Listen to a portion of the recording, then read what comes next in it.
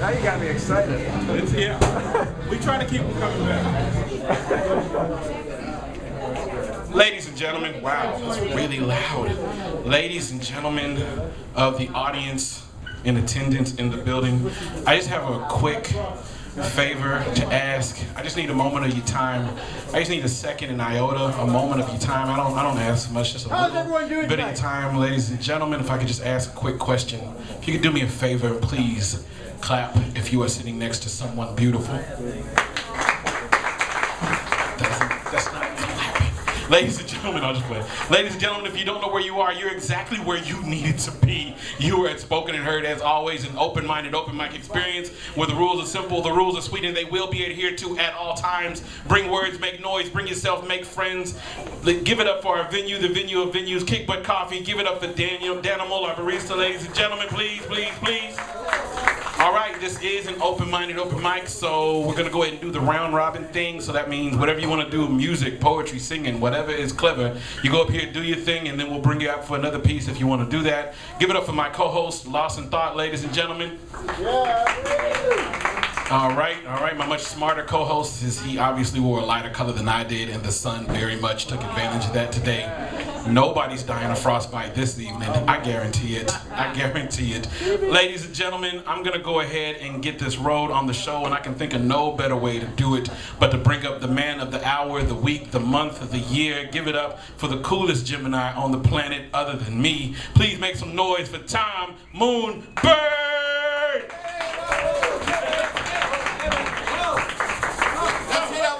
Shaking. I want to hear some shaking. I want to hear more shaking.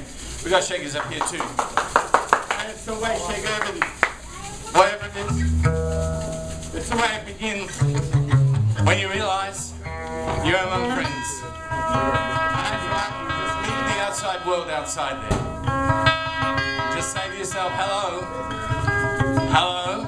I remember you. I remember what you do, your poems, your songs, your lines, and it's open. It means that basically any thought you've ever had, any dream of any dimension, might be presented for other people's inspection and participation. It means that while you're here, the unknown enters the room. We don't know what's going to happen, and neither do you.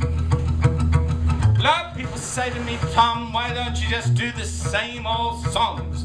And I say, well, do you breathe the same air you breathed yesterday? Do you? Do you eat the breakfast you had yesterday morning? I can't live with the past like that. I am in love with the present moment. I know you're all in love with the present moment too, because that's why you're here. That's true. Love, love, love. And no, it's not cliche, you really mean it. I know from your heart, because you're smiling and there's light in the eyes. And I ain't going to talk about the shadows or the death of the people we love, the Robin Williams and the Lauren Bacalls. All I know is each and every one of us equals all of us. Now it's been said before and it will be said again, keep shaking, friends. Keep shaking, because your vibration allows this participation to be an act of liberation. You know what I mean? Both hands working, ambidextrous. Even the cynics amongst us. Drums will beat and that'll be your heartbeat. And soon you'll be up here to share your songs of these streets. The news is you're new. And every one of you are so new, you're only coming into you. This evening will never come again, and you know the widescreen of your IMAX perception is better than a TV inside some saloon. Salon, big soiree, big circle, tribe, clan, gathering again and again. A lot of people say poetry is private today. I say language belongs to everyone. It's everybody's line for everybody's song. Shake on. People say, in my lost and lonely days, withdrawn from the world I pray, don't just leave me alone, I say, walk into the dragon's teeth and smile. It doesn't really matter if the world is long and prosaic. league. As long as you've got a poem in your pocket, you can go up to them and say, hey, my free verse liberates me, here's my permit. It's indefinitely, eternity, eternally allows me to be living poetry. I don't talk about history or etymology or archaeology, I'm talking about what we might be if we allow ourselves to be. You know, fully present, fully alive, actually, not dreaming of another famous planet where you came from, star children, whether it was Sirius or the Pleiades. Not saying you come down in this full moon constellation, the supermoon on the horizon of horizons. I'm saying this specific evening, this specific reading, this specific heart, torn from this specific chest, stands to ask everyone and all the rest, are you alive? And the answer is, not quite sure. Once more, are you alive? The answer is maybe. Well, I'll hold a little bit back in reserve just in case something happens there that wasn't on the program. There is no program, and everything that happens is a combination of your energies. Maybe on the Facebook you can see little particles of you and me, but that's not the real community. The real community is your poetry. What comes out of you? Wild birds out of the old cage of the past. Wild birds that sing of their gold spark, and the wild ones inside you who say, I want to dream, I want the dreams to come true. Don't you really want the wildest dreams to take you on, perceiving that it's possible to be more of these dimensions? Don't you, won't you? And no limits, no laws, no borders, no visas anymore that says you cannot do this. This is an open mic, Republic of the future. You're going to call your name, and you will step up, and you will sing to the angels in the room, and they will say, I want to shake with you today, because what you say is what I feel in my heart today. Open up the doors and let the wild birds fly away, fly away. But first let them speak today.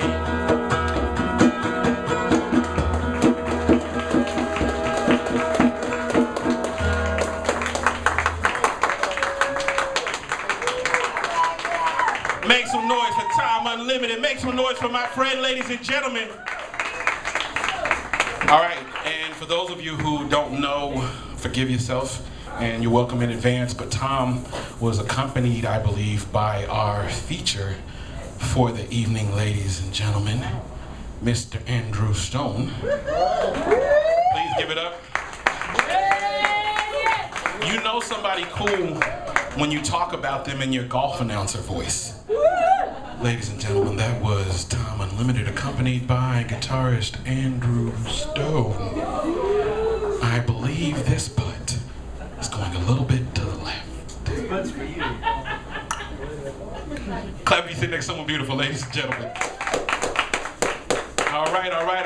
And coming up next to the stage, remember the mic is open, the list is open. If you have something to say, play, or do in keeping with the tradition, quote unquote, of speaking your mind, this is the time, this is the opportunity. That being said, and this mic stand does not like me. All right. Let's just see how this goes. All right, ladies and gentlemen, are we having a good time? Yeah. All right, make some noise for the next poet coming up to the stage, which will come on as soon as I figure out how to do that. Make some noise for Donnie, ladies and gentlemen.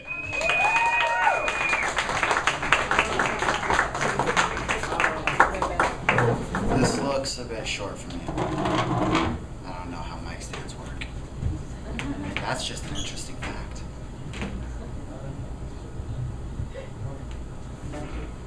Thanks, Dad. Hi, guys. What I do? I used to come here every Sunday night, and I haven't been here in a long time. So, thank you, random person in the back. I requested to work Friday nights instead of Sunday nights so I could come back here, so. Yeah. Yes. The piece that I have been working on for a while, actually, I couldn't get done in time because who has time to do things? I have video games. But the piece that I'm going to be performing is by my favorite poet, Neil Hilborn, and it's called Breast Allergy. Ernest Hemingway once said, "Write drunk, edit sober." This was written drunk and edited drunk. My therapist once told me, "Donnie, I think you have an allergy to breasts. They must cause swelling in the part of your brain that allows you to make rational decisions." I have no idea what she's talking about. I'm always suave and mysterious, and I never say things like, "Hi, I'm Donnie. Nice to meet you." Never once have I ever chosen to sleep with a girl after listening to 2 hours of her cat stories. If somebody wrote my biography, it would be called The History of Wrong Decisions, or How to Lose All of Your Friends, /dignity, /time, /money, /cars in 10 days. If you took all of the truths that I have ever told, and you put them in a bucket, and you took all of the lies that I've ever told, and you put them in a much bigger bucket, you would still have 2 empty buckets. Lies and truths aren't water, don't be stupid. But back to my original point, boobs.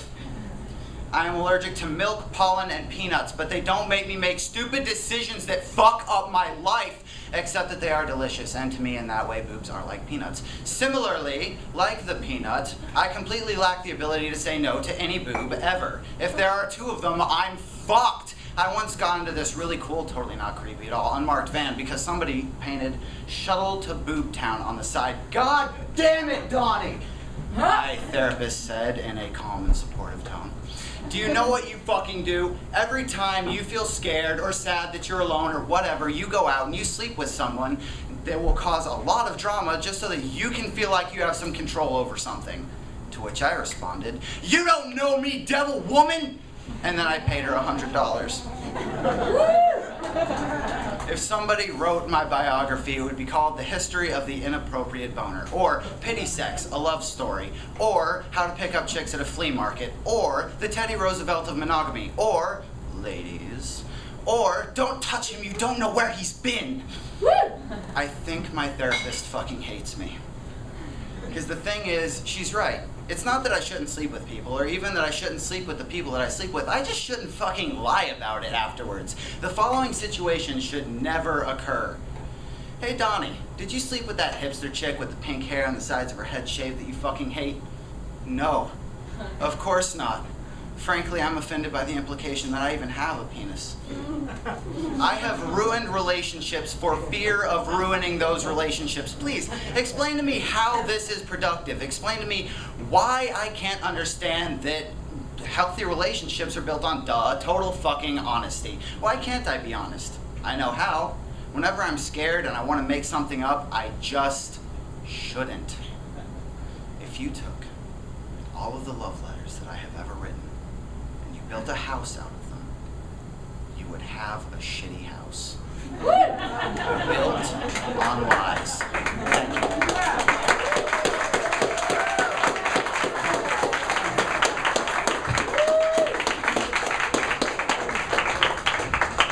you. Give it up for Donnie one more time, ladies and gentlemen. All right, all right, all right.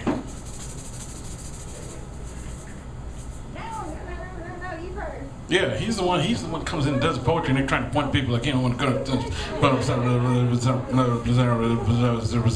why am I having a nonsensical argument with the audience? Ladies and gentlemen, please give it up for Steve Quackenbush coming to the stage.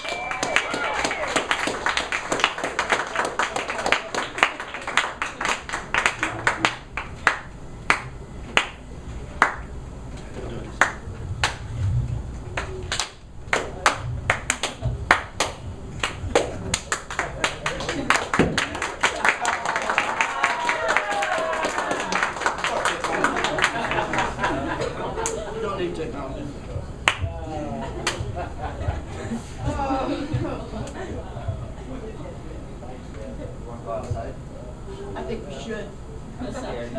Mike is fixing that. It's a clamp out. It's a clamp out. It's a clamp out. This is all new stuff. I'm sorry, what did you say, sir? New stuff. New shit? What measure of trust is this? Mathematics be damned. The right or the wrong. A chance encounter turned awry. How to justify myself? The casual observer's remark, it won't last. But everything lasts as long as the memory remains. Remains at all that are left, laying perfectly straight in little rows, crosses telling tales of death and undying love. The wind moans throughout the night, leaves falling dead from trees. We march on. We are but memories to ourselves and others alike. Nothing more, nothing less. The totals, neatly tallied and arranged in little rows, sum up our imperfect existence. Dyslexia. Marks on the little sheet, bits and bytes, adding to and subtracting from the lives we touch and lose touch with, dividing our time endlessly.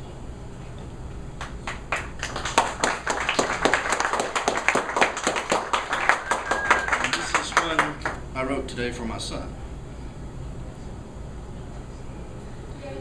He is growing up, and my gravity can no longer hold him in orbit. He has gained the mass necessary to spin off and start collecting his own satellites. The magic is gone, replaced by logic. But as my star fades and his star flares, I'm happy to bask in the glow of his radiance.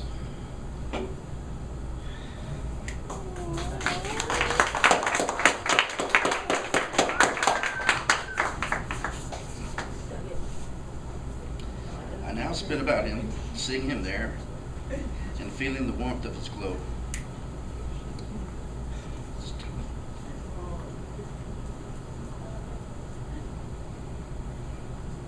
I'm made more by who and what he is becoming. I knew this time would arrive, but I'm not able to say I'm prepared for it. More like resigned to it. Take your time. Can I get some love, ladies and gentlemen?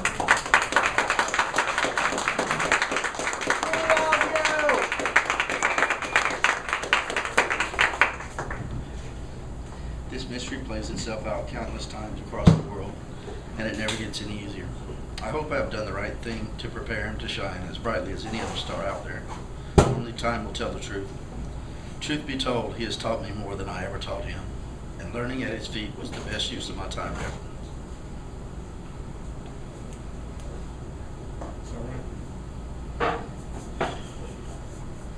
The path to enlightenment runs through our children. Blessed am I to have seen him handle adversity and challenges with far more grace than I could ever muster. His light warms me from the inside out.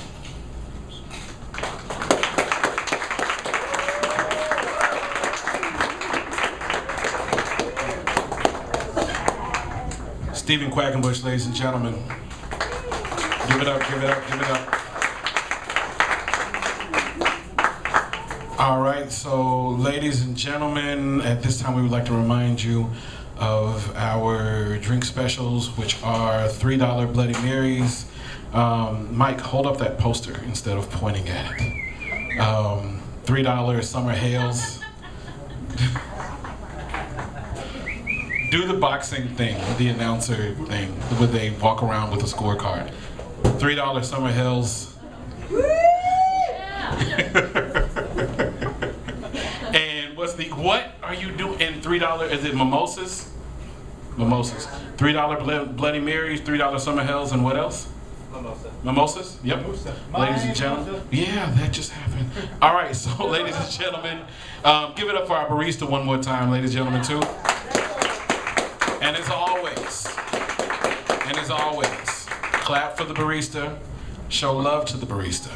But nothing says, hey, you're doing a good job, but availing yourself of any currency you have in your pockets into that little tip jar, ladies and gentlemen. He also takes ATM cards with the PIN number written in Sharpie, as well as bearer bonds. Do you do bearer bonds now, Danimal? He's doing. He might. It's hard to get those moved on the street. It really is. It really is.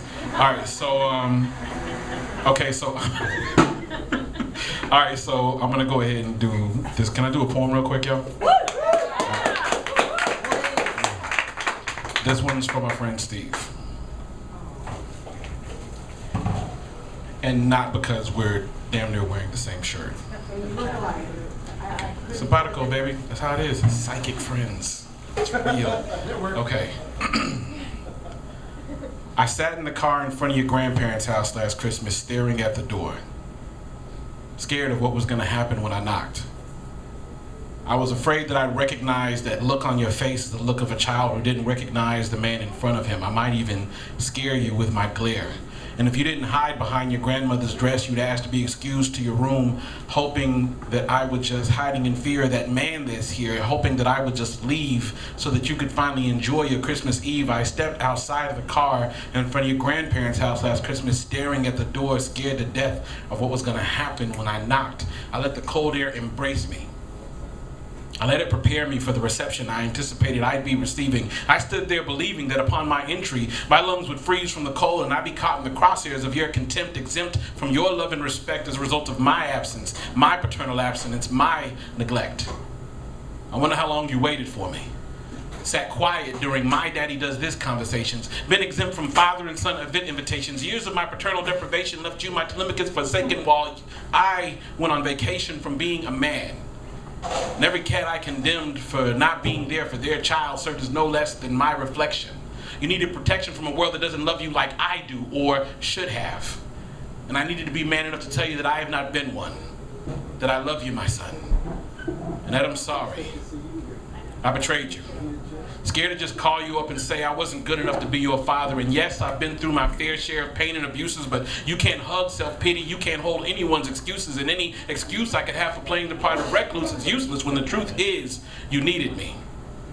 To hold you up no matter what held me down. You are my son. You are my God-given legacy. More than some unfortunate situation, more than even my life's validation. Since you got here, I have been so very proud of you. So I decided that without any further hesitation, I would step through that door and I would say the following. Be the kind of man you want your daughter to bring home. There you go. Condone no less than the best from those you know can achieve it. When someone tells you they're nothing, believe it. When someone gives you a compliment, receive it, but don't bask in it because the weight of an accolade can only slow one down. Live every day of your life no less than living your life with the faith of a lover, the conviction of a bullet, and the patience of death. Do not waste your thoughts or your words. Cherish those you love like the air that you breathe, and may you always regard a whisper a pleasure, an innocent kiss an honor, and love a must. Refuel yourself with passion refined from lust. Put on the wings of the morning, fly past your past, over yourself and into the dawn of the future worth leaving behind you. Don't let the pain haunt or linger, and I'll always be there to remind you of this and that I love you like I needed to do that night. So I stepped out of the car, traversing all the miles of yesterday it took for me to get to it. For you, I got over it. For us, I got through it. I raised my hand to the door of your grandparents' house. And for you, my son, I knocked. Yeah.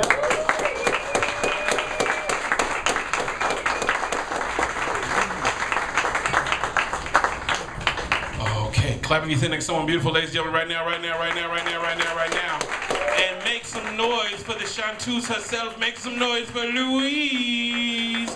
Matter of fact, hold on, everybody pause, everybody pause, everybody pause. I randomly give my friends really weird intros. So when I say, Louise, everybody says, Louise. Okay, you ready?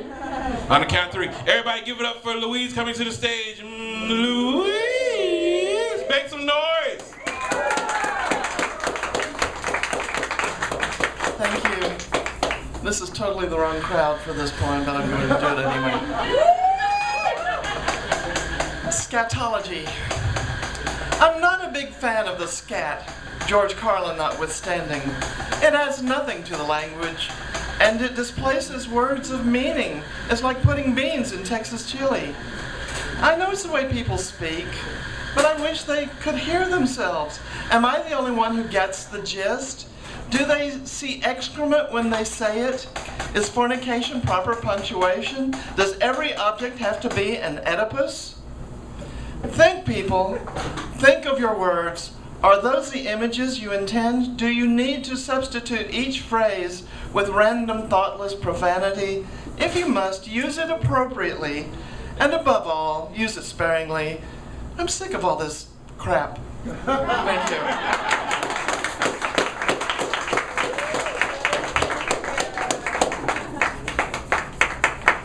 That's that. Shh, I'm just playing. Give it up for Louise one more time, ladies and gentlemen. Make some noise, make some noise, make some noise.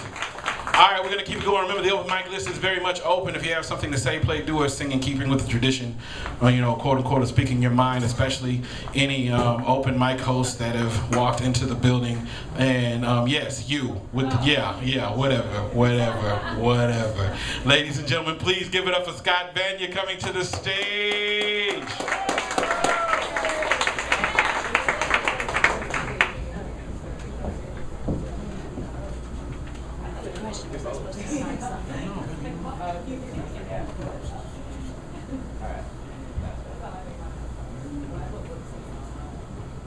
It is not with a great deal of effort I do this, but were we not to go where we fear, do what resists us, we would not grow. I know I'm here, and sometimes at moments like these, I think I must be completely insane. I mean, bat flying out of the coop, people going everywhere, brains smattering everywhere. And yet, the really charming, illusory, joyous thing is everybody I see around me has exactly the same form of insanity. We love words like they were somebody else's fingernails. We love the sound light makes when it trickles on our eyeballs. We love other people to the point where we would lay down our bodies in front of tanks.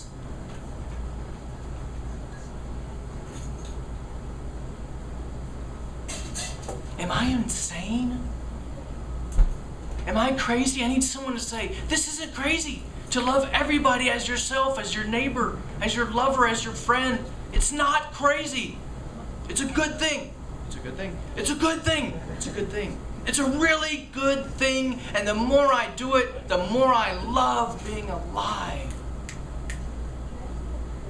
It's fun. It's joyous. It even looks like the more I do it, the more prosperous it gets.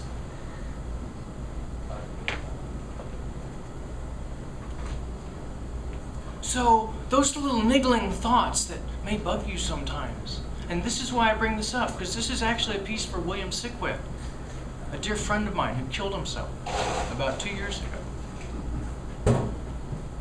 In some instances, that traffic in our brain gets to be so loud. We look for an off switch. We look for some button to push. We look for some cord to tear. We look for something that says, turn it off. So those of us who have a spirit guide, a blessing, a soul in need, a soul caring for us, somebody who supports us, some spirit, the likes of which I have no name for, that sustains me to progress, to continue. I want my efforts to go out and share with all you other flippin', nutty, crazy, insane people, to reach those people who have no guide, who have no spirit. And maybe if we're lucky, we'll hear them and we'll be with them. Because we can't be with them in some other life. We need them here now. Now. Right here. In my hand. So I reach out. I share. I do its bidding. I encourage.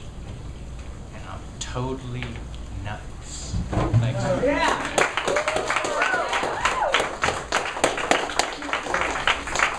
As I always say, the only way to keep from going crazy is not to fight it. Give it up for Scott Vanya, ladies and gentlemen, one more time. All right. And coming up next to the stage, everybody on the count of 3 say, Big Brothers Rock. 1, 2, 3. Big Brothers Rock. You damn right they do. You damn right we do. Give it up for Michael coming to the stage, ladies and gentlemen. All righty. Howdy, y'all. It's my first time in front of a mic in at least 15 years. I'm going to do a little poem for you just to kind of warm up, and then I'm going to do my best to sing a song, something I don't think I've ever really done before. I guarantee I'll be off key for that. This is called I Am Orange for my children. I am orange and I am red, but nothing rhymes with orange. I am purple and I am blue, but nothing rhymes with orange. I am black and I am white, but nothing rhymes with orange. I'm yellow and I am green, but nothing rhymes with orange. I am bronze and I am beige, but nothing rhymes with orange. I am orange and I am orange, but nothing rhymes with orange.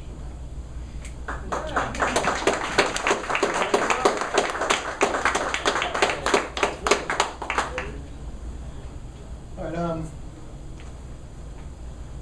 right, this started as a poem, and then I found a tune that seemed to come along with it in my head. So if you've heard this before, I'm pretty sure I've appropriated it from someone somewhere along the line. So let me know if you think you know it. It's a song about mortality, and this goes out to everybody who's terminal, now or at some point in time. So it's for all of us. It's called Not Enough Minutes Left in the Hour. Decades gone by, always one instant older. Now the angel of death stands at my shoulder. During all of your days with your plans well made, you have danced for a piper who must soon be paid. My life's unique, I'll accept conformity the moment I join the great majority. But no time to regret how quickly time flies. Now the angel of death looks into my eyes. Though your path ahead may be filled with pain, tread it you must, you've still honor to gain. Then clearly I hear my ancestors call, saying I soon too must falter and fall. While the spirit is willing, the flesh it is weak. Now the angel of death, she kisses my cheek. When body and spirit are pried asunder, spirit goes out, only body goes under. I bend on one knee, I can rise up no more. I draw one last breath, I look out from the shore. As much as we fight, we make one final stand. Now the angel of death, I take her bright hand.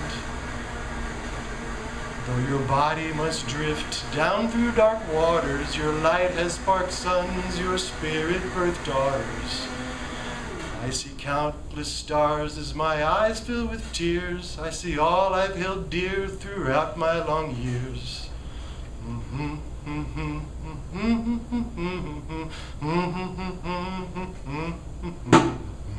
The moon rises over the rolling spring tide. Now the angel of death, she spreads her wings wide.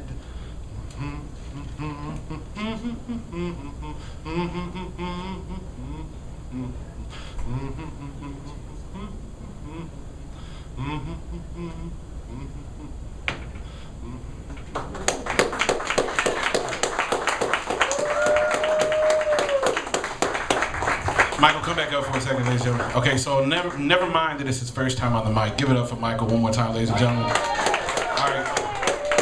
Can we just? Can we just? I just. Myself, I'm gonna cry. Cause you know this got a lot of my mic right now. Can we just take a moment to appreciate that this man is wearing a Racer X shirt? Can we get some love for the Racer X shirt, ladies and gentlemen? Please. Act like it ain't no nerds in here. Give it up.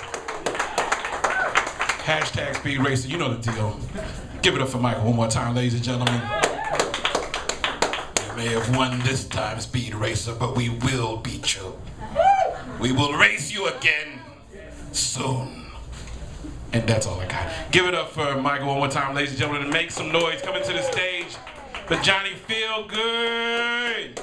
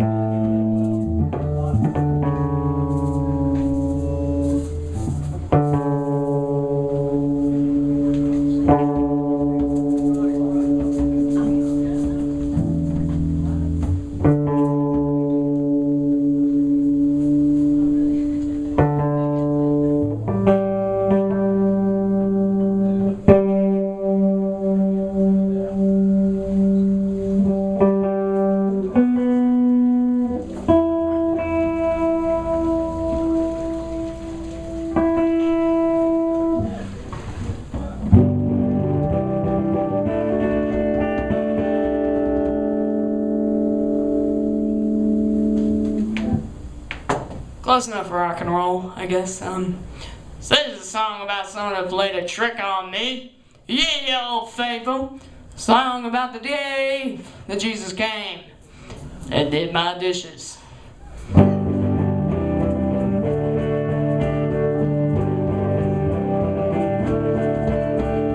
Oh, thank you, Jesus, for doing the dishes. My house is so nice since the Lord has arrived. He bought me nice cheeses and fulfills my wishes. I've been heard it round and on as a rhyme. Oh, I had a threesome with some girl in the missus. My sex life is wholesome since the Lord has arrived.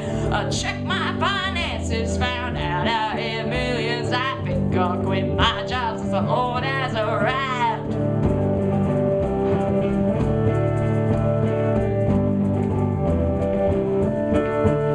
Well, it turns out it's Satan who's doing the dishes. I'm going to hell since the Dark Lord arrived. He pooped in the cheeses and streams out my wishes. I'm an internet porn star since the Dark Lord arrived. So the girl in the threesome was my mom, my sister. It's a party in hell since the Dark Lord arrived. The IRS has my ass for not paying taxes. Yeah, I sleep on the sidewalk since the Dark Lord arrived.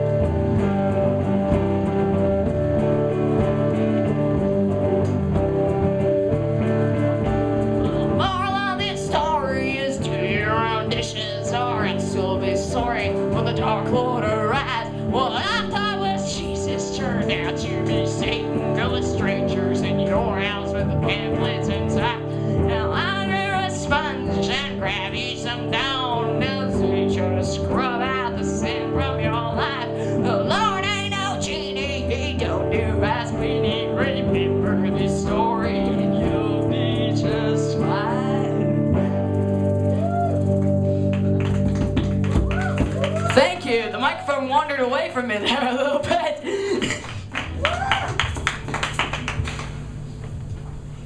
I think maybe better balance. Yes. One more, two more, maybe, possibly one. Uno más. One more. Uno más, ladies and gentlemen. This song's also in the key of G. I think actually F, more like it. It's in the colors world. A song about being gray and wanting to be colorful. Or vanity, or tripping, because that seems to be what my friends like, so we'll say tripping.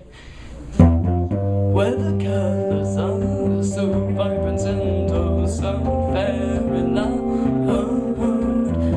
I'd love to look just like another craving for someone to hold my hand in the dark. apart. I'm sick of telling myself great every day. I see me slipping far away. While the colors play, but nothing is real in the colors world, and nothing is real within my world. We are the same, but you're told and I am shaped. I can be hijack free, or I can be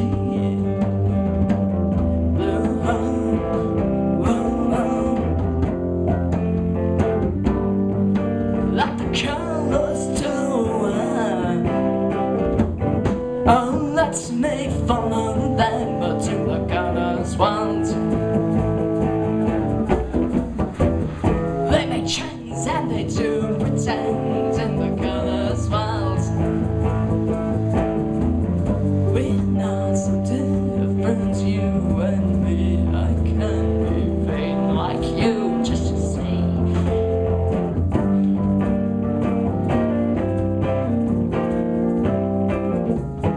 Oh, let's me follow them to the colors world. They make trends and they do pretend in the colors world. Oh, let's me follow them to the colors world.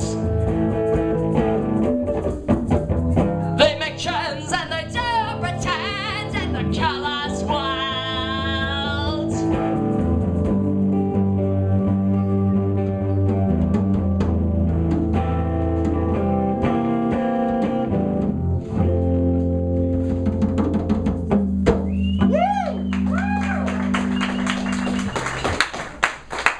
Dankjewel.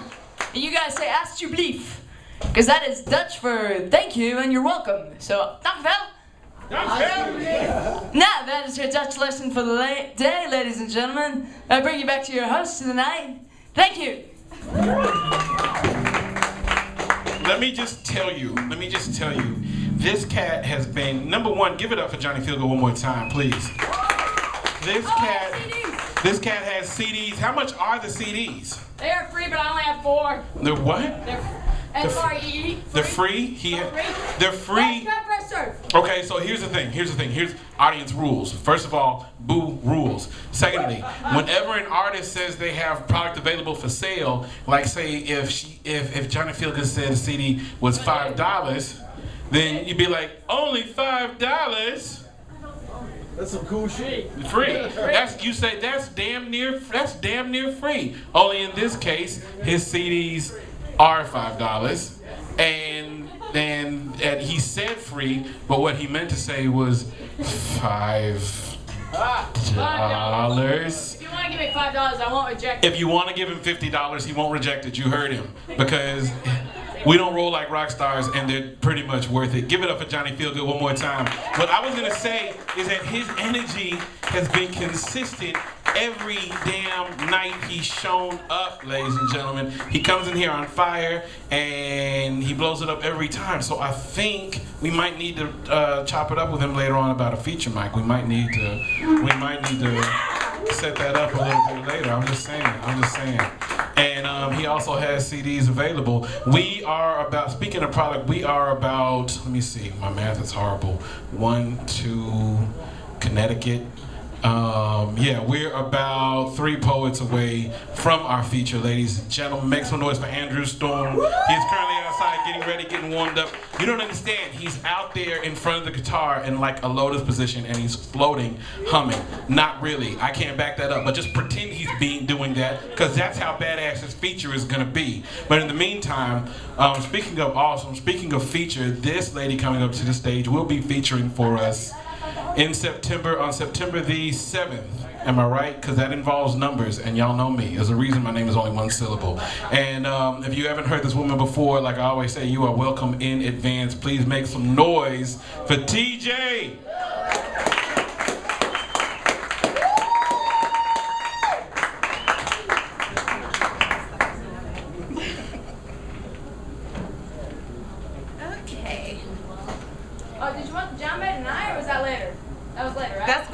feature night. Cool. Johnny's going to be with me on my feature night. He's doing this little special piece with me. Should be awesome. So this poem I'm going to do is called Rebuild Me From This Brokenness. And I wrote this feeling different spirits. And so I hope you enjoy it. Also, I think a lot of us carry around weights and burdens from our past, and a lot of times we don't get rid of it and we just move on, and it affects our relationships with our spouse or potentials or our children. So this is one of those, some of the spirits that I feel. Rebuild me from this brokenness that separates me from you. Rebuild me from all the harm to my soul that I may do. Rebuild me from this world that often finds its home on my shoulder. Rebuild me because sometimes I feel like I've been ran over by a bulldozer. Rebuild me from the bitterness I hold and ill feelings from my broken home. Rebuild me because sometimes it still hurts so bad I feel like I've got broken bones. Rebuild me from this hurt, the disappointments, and all the pains. Rebuild these things that remains embedded in my brain. Rebuild me from the sleepless night and tossing turning at nights. Rebuild me from my past angers that causes me today to argue, fuss, and fight. Rebuild me from my broken kids, my broken dreams, and all my fears. Rebuild me from my broken promises, my broken marriage, and all my wasted tears. Rebuild me from this broken spirit, my broken heart, and my broken trust. Rebuild me from the guilt and shame and skeletons I may keep in my closet. Rebuild me from my grieving heart, from the horrible death of my children. Rebuild me from the empty feeling of loneliness, like nobody's gonna love me, nobody wants me, and nobody cares. Rebuild me from the brokenness of my thoughts and actions that's not of you. Rebuild me from the brokenness that I constantly commit, like anger, excessive alcoholic beverages, backbiting, backstabbing, backsliding. Rebuild me from the brokenness of cheating on my spouse, controlling behavior, depression, disobedience. Rebuild me from drugs like cocaine, heroin, crack, sniffing glue, Tylenol PM, smoking cigarettes, smoking weed. Rebuild me from the filthy communications and gossiping, lying, malice, manipulative behavior. Rebuild me from the brokenness of low self-esteem, self-pity, self-righteousness, or just pure selfishness. Rebuild me from rebellion, stubbornness, temptation, and unforgiveness. I need you to rebuild me, Lord. Rebuild my soul and make me whole. Rebuild me and make me the image you intended since the beginning of time. I know I'm a work in progress, but please continue to rebuild me. Rebuild me. Take off the old man and rebuild in me a new man. Rebuild me, wash me, and make me whiter than snow. Rebuild me, fix me, Jesus, and put me back together again. Rebuild me because I know you didn't reject me. I just need to find my reconnection. Rebuild me because I want to present myself a living sacrifice to you. Rebuild me because I've taken what you made and I've thrown its value away. Rebuild me because if I harbor all this brokenness, how can your spirit stay? Rebuild and replace my brokenness with the fruit of your spirit. Rebuild with me love, joy, peace, and long-suffering, patience, kindness, meekness. Rebuild in me humbleness, sharing, caring, gentleness, and faith. Rebuild me with righteousness, truth, empathy, hope, happiness, and holiness. Rebuild me with the steadfastness, wisdom, charity, forgiveness. Rebuild and replace my brokenness with your commandments, with loving my neighbors as myself. Rebuild me with thinking and doing what's pleasing to you, being fruitful in my works for you. Rebuild me with increasing my thirst and zeal and knowledge for you. Rebuild me in your work of faith, the labor of love, patience of hope, and joy of the Holy Spirit. Rebuild in me a clean spirit. Just rebuild me from all this brokenness.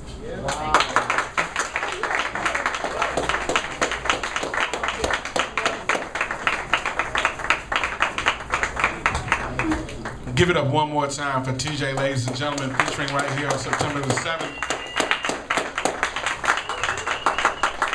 She just had a book that she will have available for sale. Not that book, because you can't all buy it at once. If y'all want a timeshare, y'all can ship it to each other. You know, that's cool. You know, FedEx. I ain't gonna judge. Whatever. You gotta watch out for slow readers. You know, and don't try to photocopy and like keep it at home. Don't try to take it to Kinko as soon as you get it. Don't be that guy. Don't be that guy. Don't be that guy. But we don't want to be known as a slow reader. I mean, I'm a slow reader. I don't necessarily want to be known. Everybody knows now. Then you can go to Amazon.com and purchase her book for only how much? $50. That's damn near free. Oh my God. You know what you can do for only $50? You could go to a Dollar Tree and you could tear some shit up. Come out, man, I could buy a new shower rack. I need one.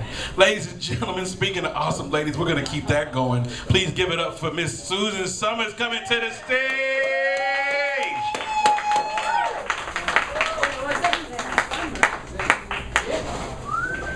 How are you doing? Good.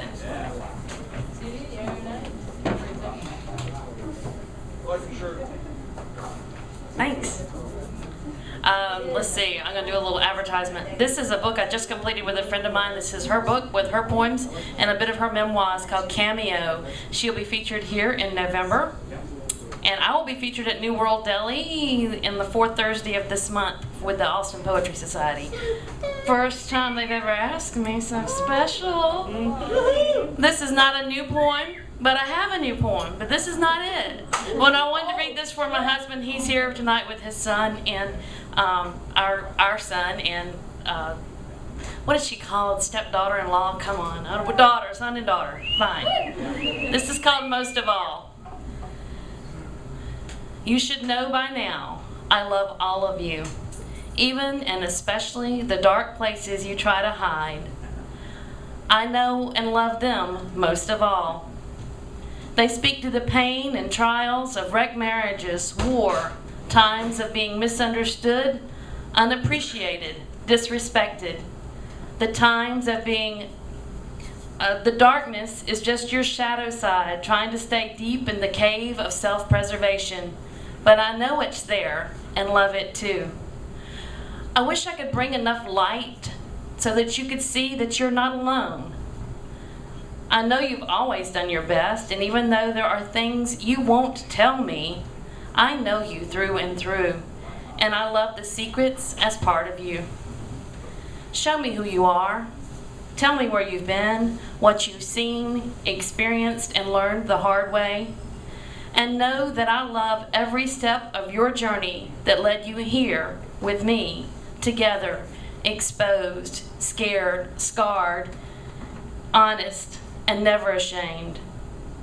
There is no room for guilt or regret when who you've become is just a reflection of the path that helped to create the you in this moment.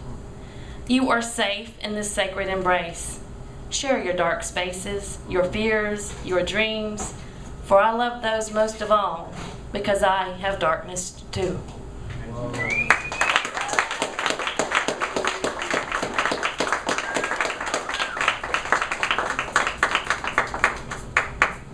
And this is something new. That's it.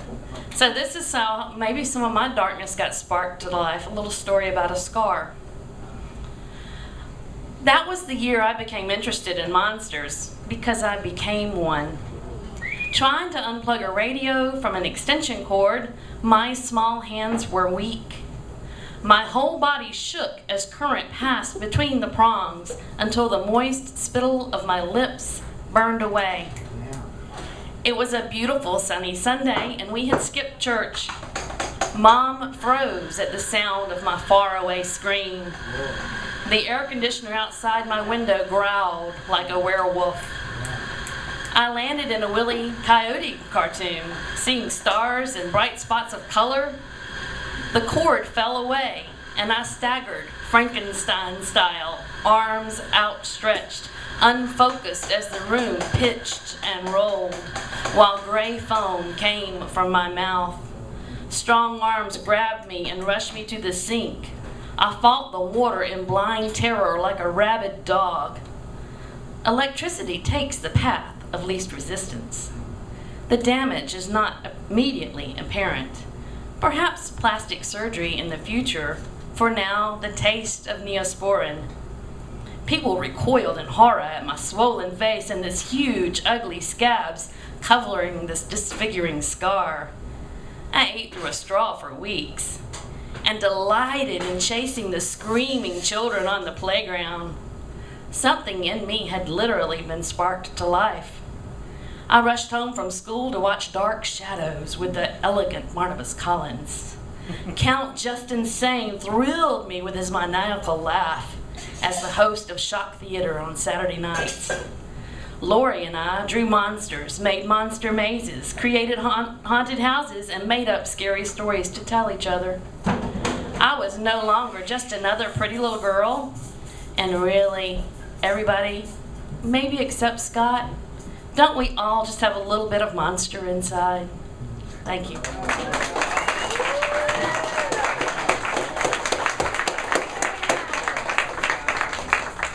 One more time for the lady Susan Summers, ladies and gentlemen. All right. So here we go. I think this is going to be our third new voice this evening, ladies and gentlemen. And the thing is, what we love about our spot, and is that Thom is a badass and we love him. What we love about our spot is that it's not our spot. As soon as you walk through that door between 7 and 10 on a Sunday, you officially gave up the right to say that I have nowhere to go, where I can just chill, where I can be myself. Whether or not I get on stage, I can just be there and it is cool. You officially gave up the right to say you have no place like that if you've ever said it before. So whether or not it's your first time, clap if you're sitting next to someone beautiful, and at the same time, give it up for every man and woman that you have heard on this stage thus far and to continue. And speaking of which, ladies and gentlemen, give it up for our third new voice of the evening. Make some noise for Amy!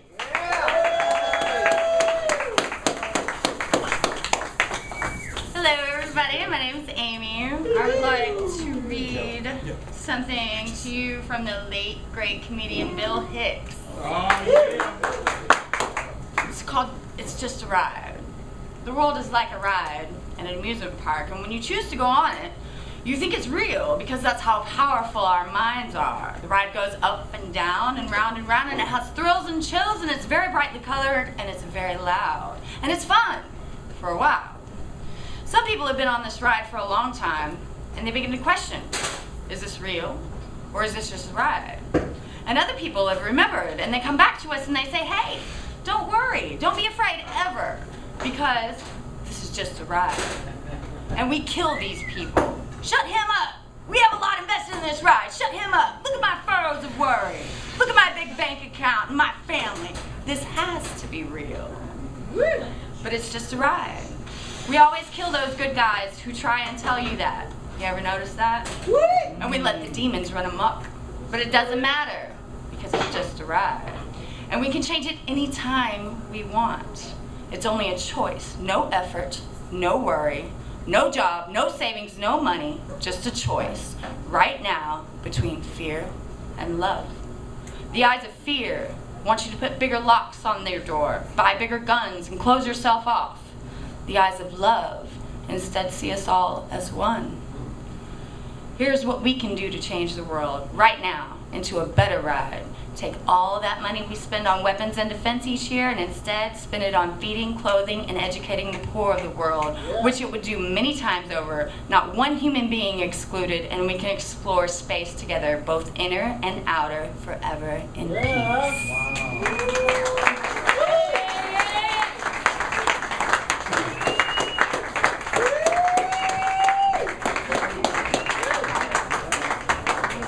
Ladies and gentlemen, please give it up for Amy one more time.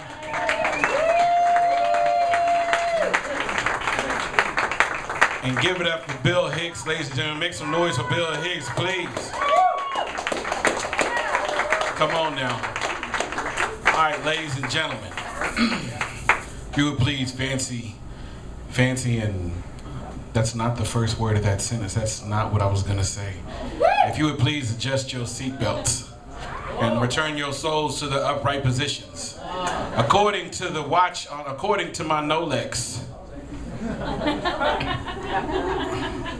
it is officially feature time, ladies and gentlemen.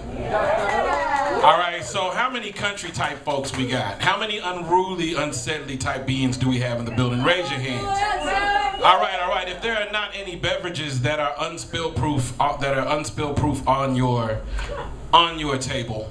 That was almost my soul. He almost, wow. He was like, he almost grassy knolled me. That's crazy. Too soon? Grassy knoll too soon? Yeah, man, there's a reason that's off.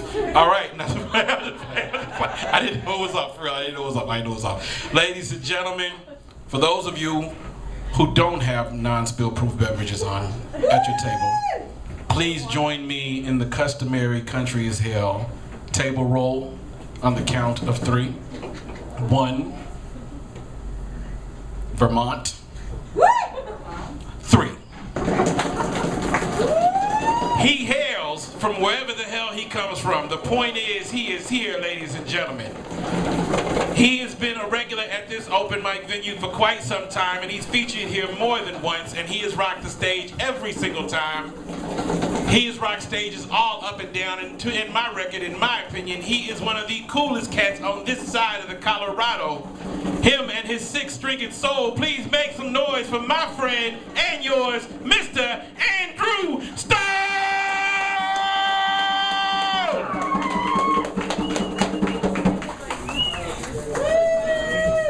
Wow. Wow. Get up there, man. Where's my plug?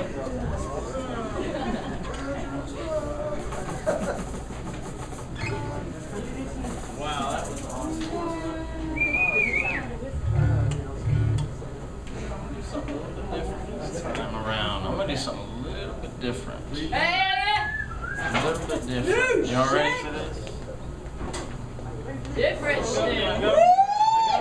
Can I go so you can let me do it? A little bit. A little bit. I don't know. Actually, where's the other one back? Try that other one right there. That might be better. Which one? Yeah. Mic unmute this mic. Let's see if we can get out where the people are. Get out where the people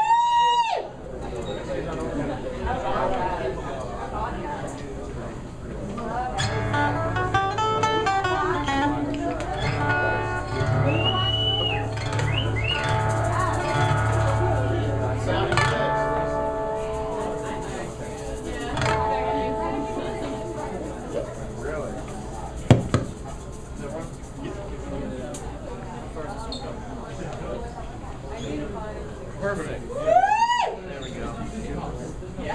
You guys are getting it up close and personal. All right. As long as I don't feedback. Yeah. Am I on? Check this out. Check the seat. Make sure I'm on. Check the mute. Yeah. I might be in channel 2.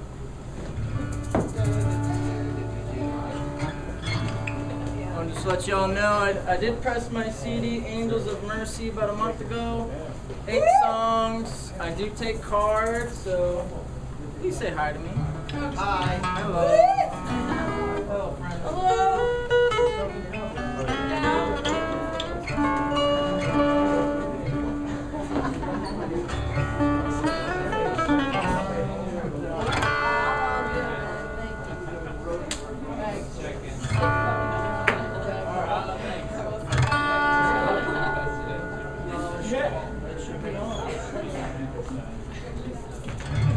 Check it out. There we go. I heard magic. There we go. All right. Yeah. This is called Captured. Hope you like it. Thanks all for hanging out. This is cool, huh? Yeah.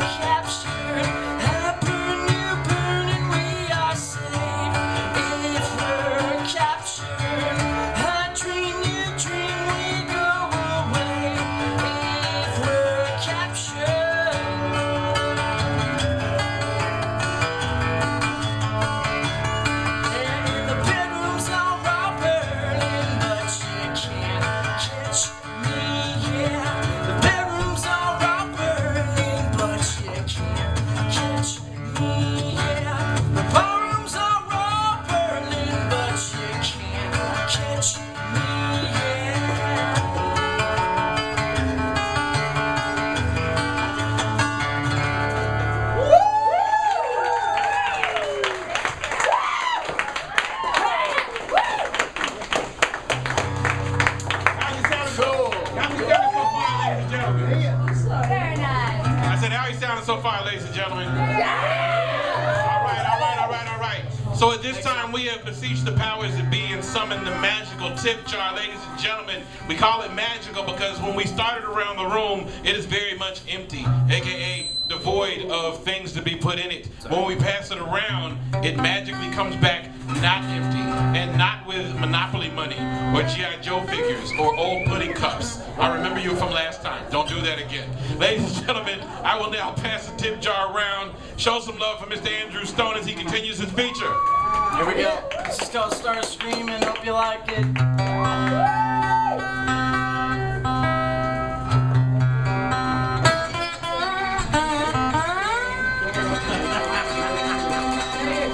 Y'all can hear that guitar okay, right?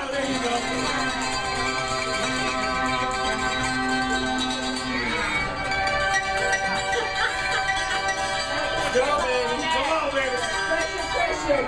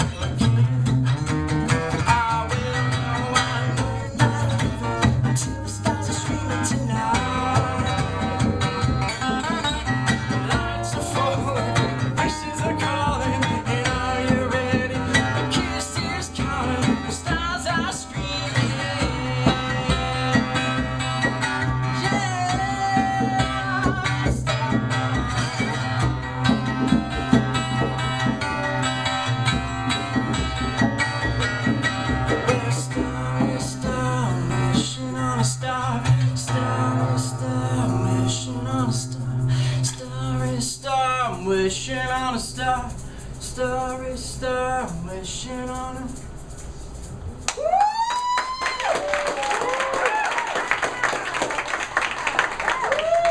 gonna change the pace a little bit. It's called chasing. You guys are cool. This is fun, huh? I want to thank my band for all coming. Thank y'all. Anytime.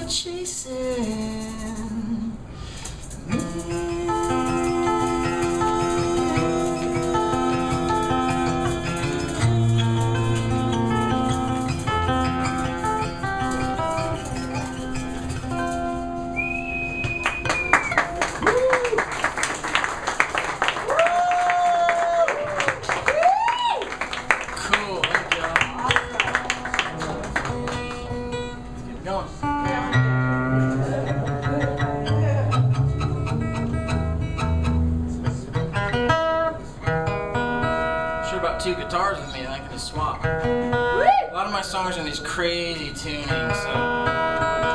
Here's my guitar cue to go back to regular tuning, I mean. It's already in that.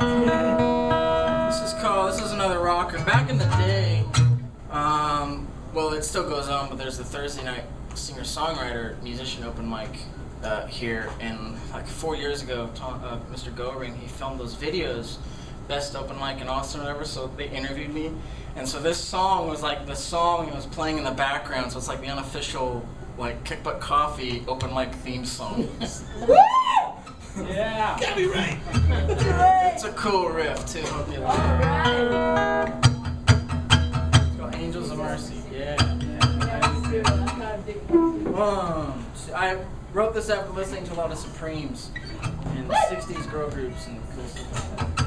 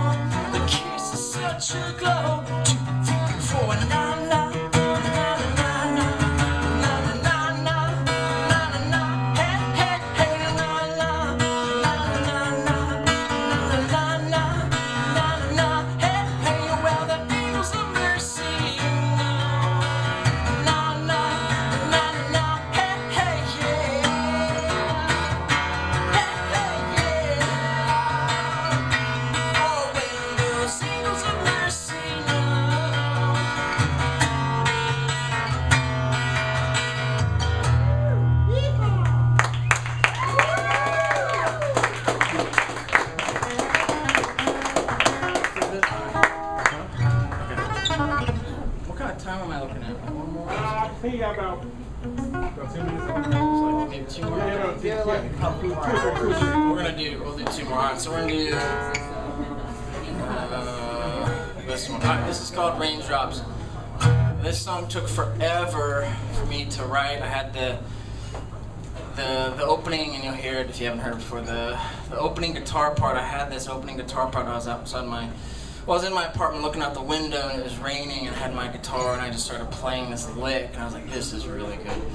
And then a little bit later, I came up with these other parts for the verses, and so it took me forever to figure out how to like combine it all in like a 3.5-minute song. Anyway, it's called Raindrops. Hope you like it. It's about finding your looking for home and looking for home when you don't exactly know where it is.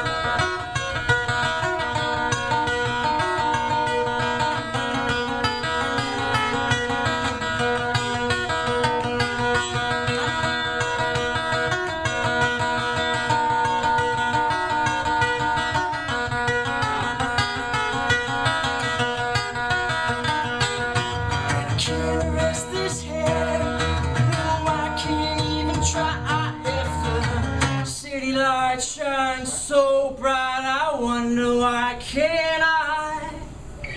Is this all real? 'Cause I'm trying to hear what the moonlight's been saying to me when I'm lost in the fields. And I don't know where it is I'm going, and I really don't know where it is I'm going. When home is where I want to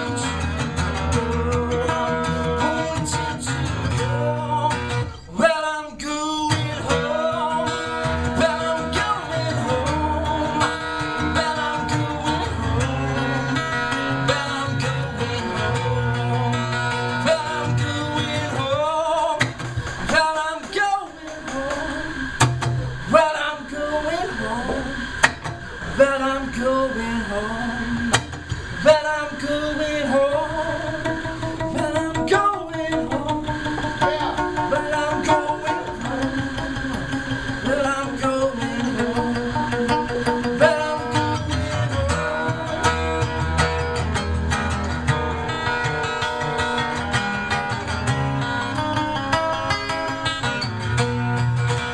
Well, I'm going home.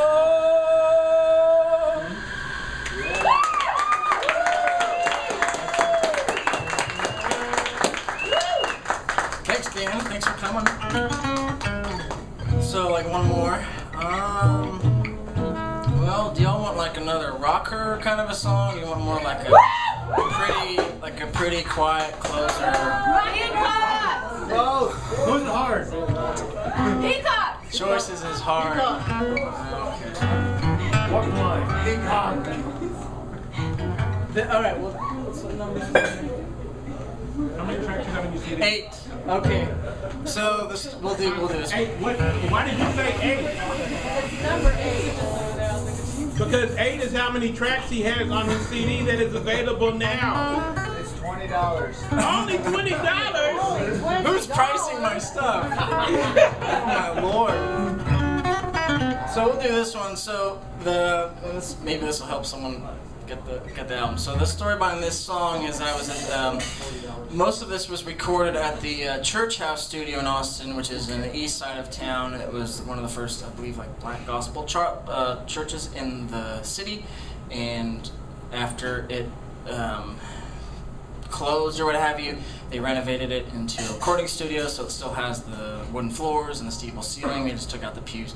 So a lot of what I did was recorded there, and this song Peacocks, they have a grand piano that's in there, and the owner of the studio is a huge piano, like he collects all types of pianos and keyboards. He has this Fender Rhodes that was owned by Ray Charles, which I played on some of this too. It's really cool. But this huge grand piano in the main room, the Steinway, and what he told me was that this was the grand piano that Rodgers and Hammerstein wrote Oklahoma on. This thing's like ancient. So this song is supposed to be on piano solo, me singing in this big room, which is how it was recorded.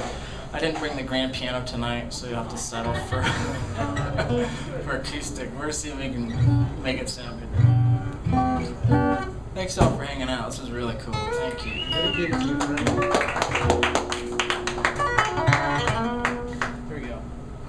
It's gonna sound cooler than this on the piano. Sorry.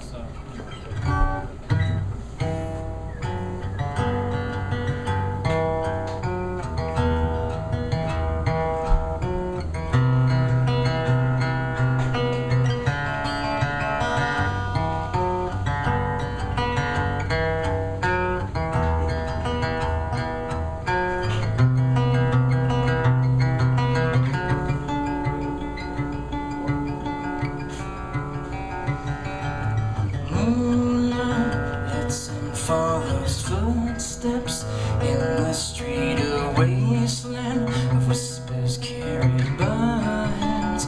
Once I thought I knew you as the stars were painted. Your room is just a playground where peacocks watched and waited.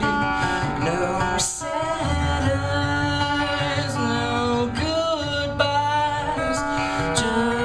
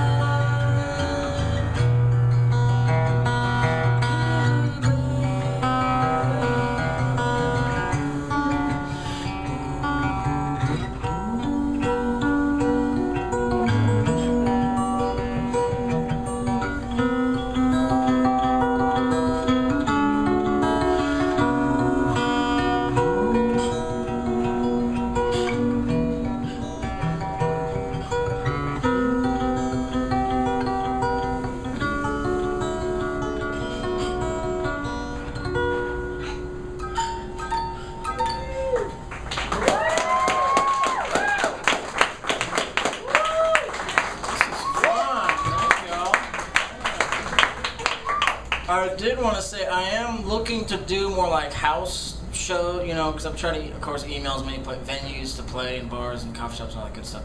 But I'm also trying to do more like big like house shows or parties or things. If you have like get-togethers at your house or something like that, I'm looking to do stuff like that. So let me know. Thank you.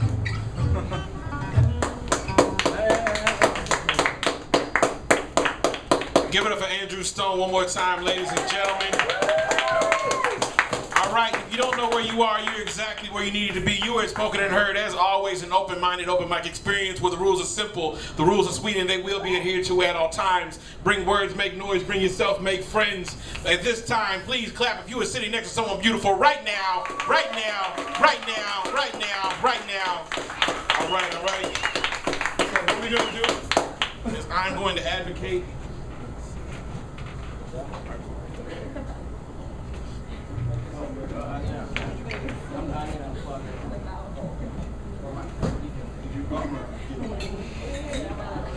All right, so we're gonna advocate that he has CDs, and the weight of the CDs are affecting the transmission on his car. So help Andrew Stone. You know what I'm saying? Helping Andrew Stone in your life. Hashtag help Andrew Stone. And what's really happening is that I'm breaking into a sweat because they're on my guitar case. Right so there. It's affecting my lung. Right there. And carpal tunnel is real. So again, find an Andrew Stone in your life and buy a CD from him. His musical Stone. Even if you've already got an Andrew Stone CD, buy an Andrew Stone CD again for your broke-ass friend. Do you make some noise if you got a broke-ass friend in your life who needs you to let them know that you care about the fact that they don't have any money. Tell them, I will not pay your light bill, but damn it, I will buy you an Andrew Stone CD. Because it is cheaper than your goddamn light bill. Because you sleep with the lights on, and I don't know why I'm not judging. Ladies and gentlemen, are we having a good time? Alright, give it up for my co-host coming up to the stage. Make some noise for the next poet, Lost in Thought.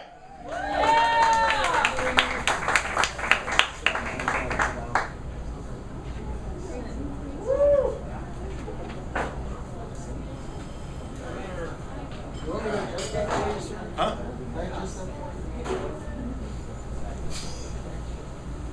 Hey everyone. This is new shit.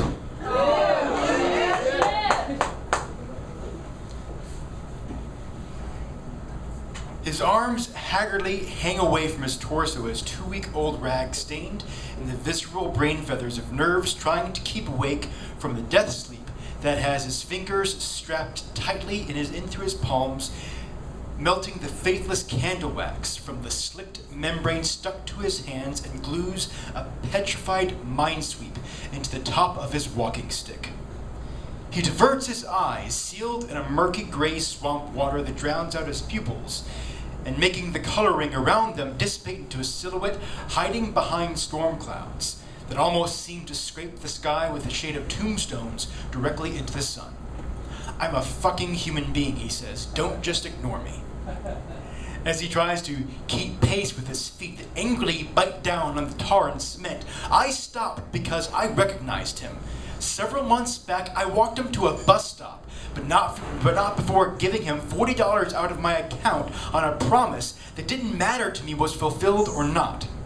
I'd waited with him at the bus stop, and it was at that point I realized words fell freely out of his mouth, that they hemorrhaged from his voice like a volcano spewing a vexing turmoil, cracking open the minds of anyone in its wake with a can opener vice gripped, with awkward tension and an intense gritty discomfort bled through on its tiny bladed teeth.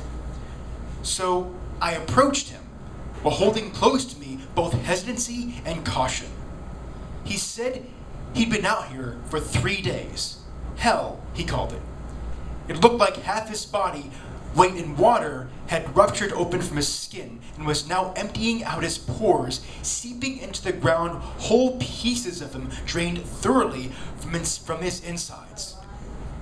Could I give him $12? Could I help him to a cab?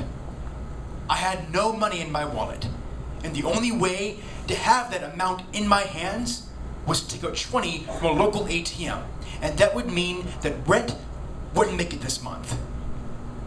Then there would be the processing fee to deal with. I tried to explain this to him, but I'd have the feeling of helping someone else, he said. It'd be good karma, he said.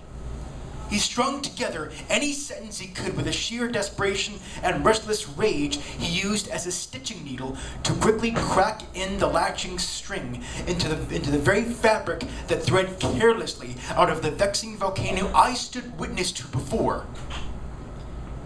I was then the one pacing back and forth between the ATM to my right and him to my left, yet already knowing the decision I was going to make. The conversation didn't die out, but eventually my hesitancy must have become apparent, and the apologetic way I was trying to make words, as if I were paying out his trade and barter system of composure and desperation with nothing more than a loan of appeasement. He began moving on to others, while I said, "Sorry." A small part of me walked away, wondering if this was the right decision to make, knowing fully well that a continuous willing to help without consequence is certainly a nice thought.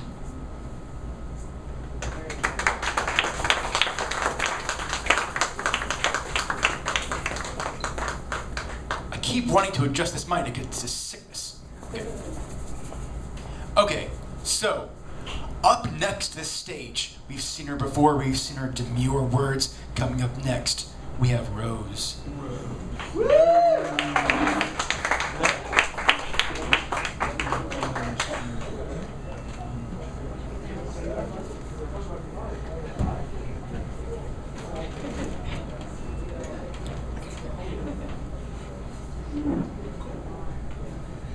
Hi, this is new stuff.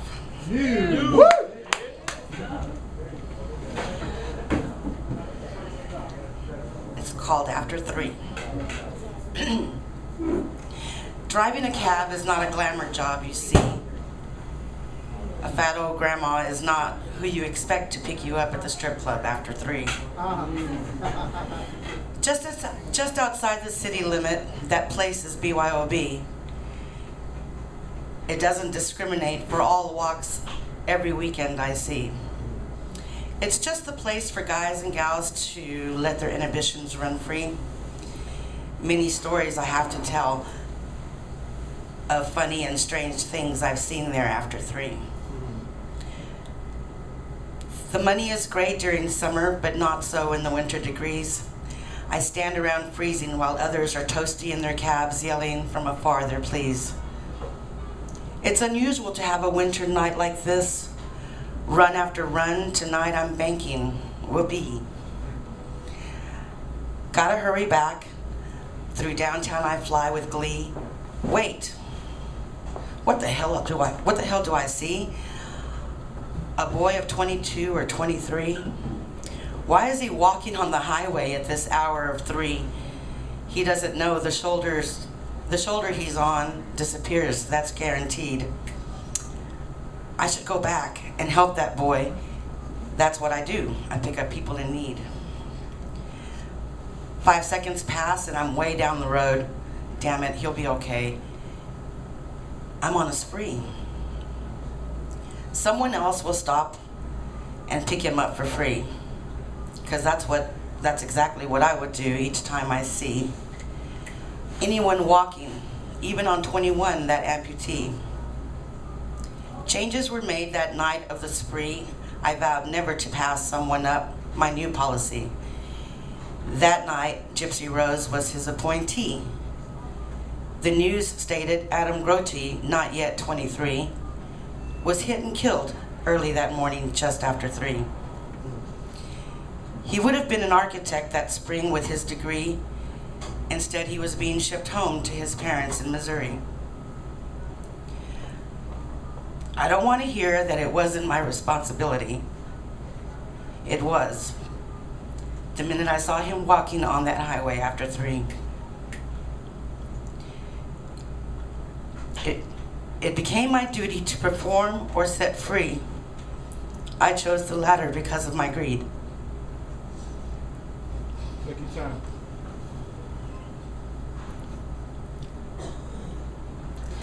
One night of banking doesn't compare, you see, to all the tears I've shed when I think of him, sometimes after 3.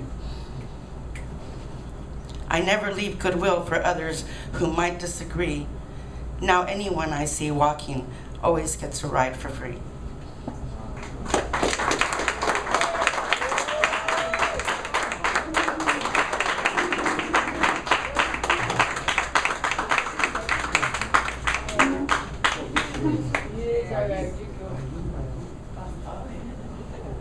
Compassionate, soul opening, and amazing, everyone. That is Rose.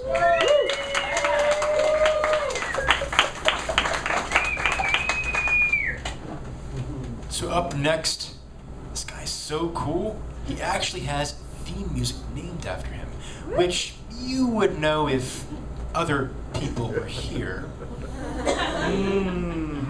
We won't say their names, but they rhyme with Murney C and Ot Opale. See what I did there? Yeah, I don't know what I'm talking about. It's a little secret. Up next, we have Jazz 1.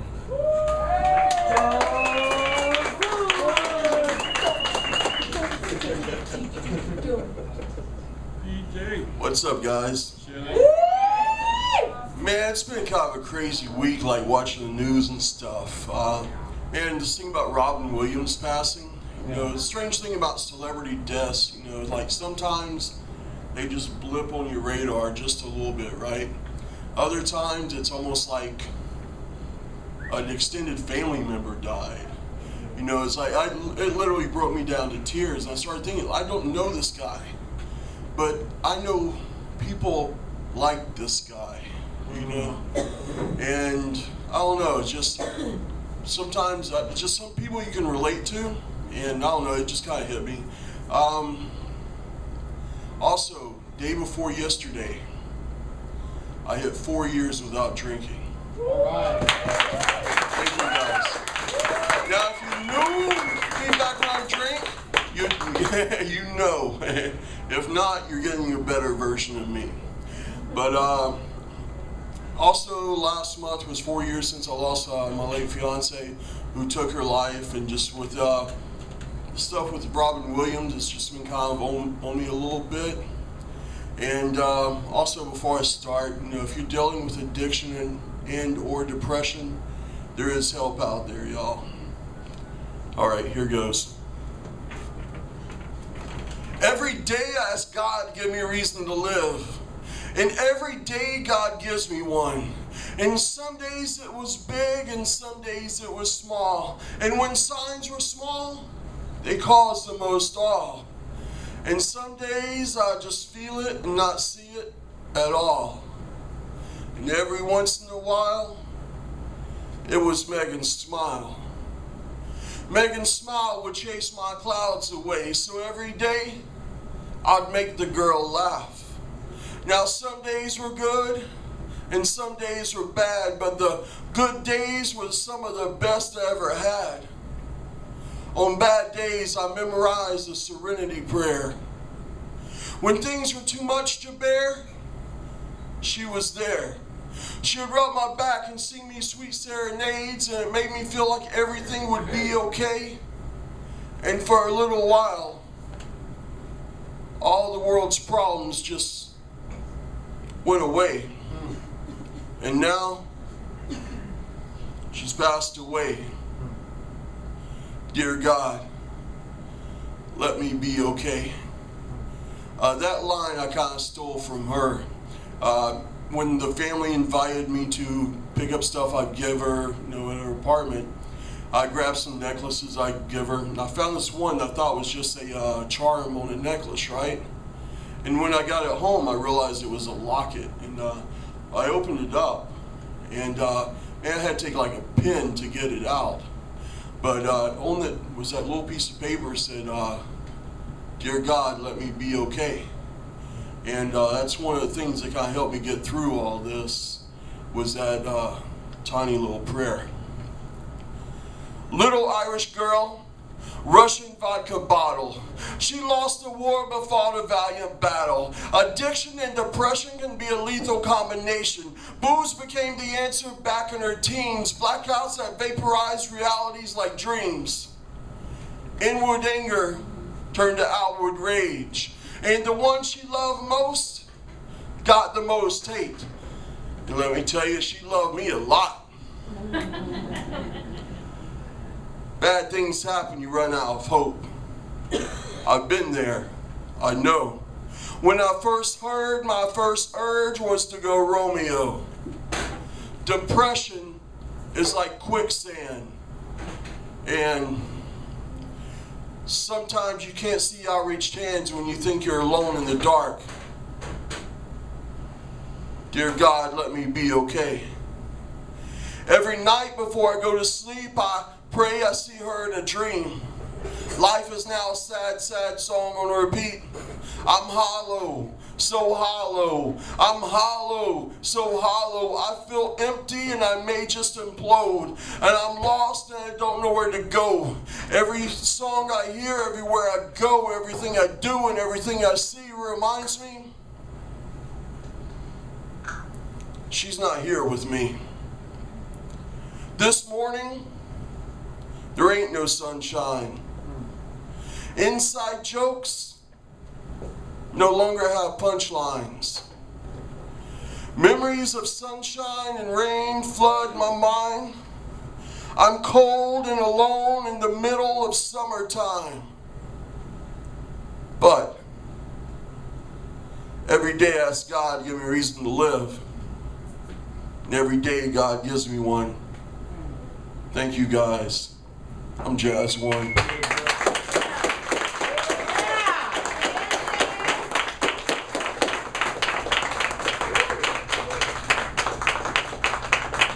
All right, everyone, give it up for Jazz One.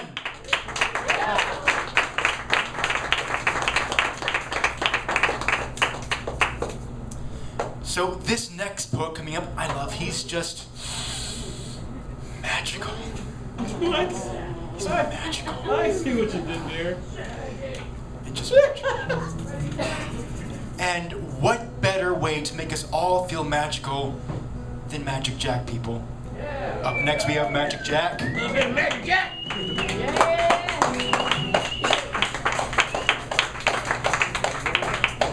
Are we having a good time yet? Yeah! What? I can't hear you. Yeah! Oh, that's a little bit better. That's a little bit better.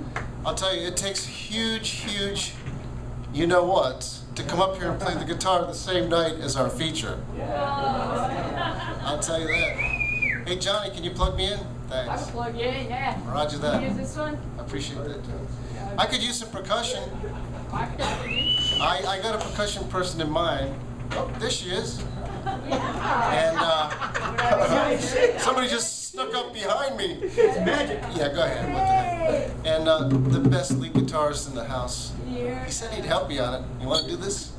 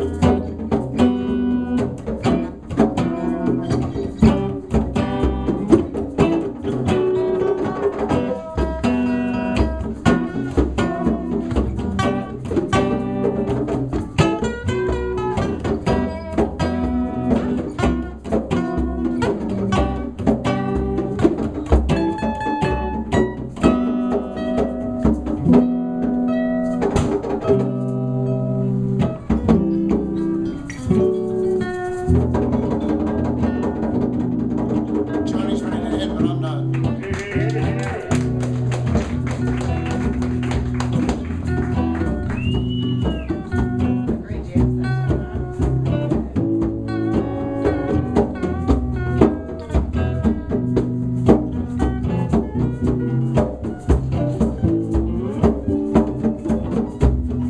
You've been in love. You've been in stormy weather. You didn't let your guard down ever, and you want that love. You want the real love. You want that true, true love, just like from up above. Oh, you want that love. You want that real love. You want the true love, just like from up above. You got to stay cool.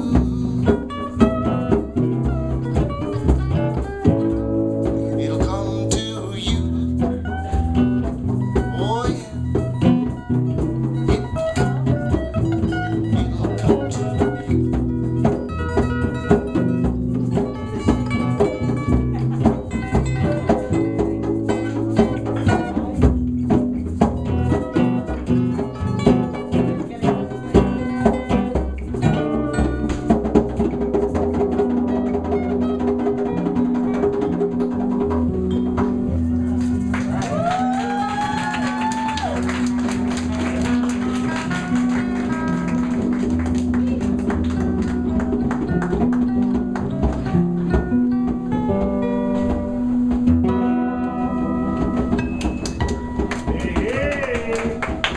Thank you very much.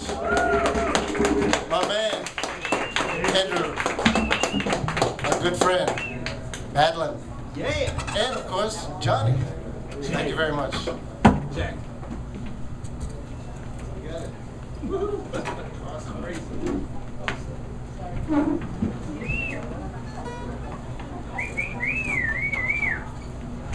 Everyone give it up for Magic Jack, Madeline, Andrew Stone, and Johnny Feelgood. So, Element 615. Yes, lost thought. Yes, can you make a little music?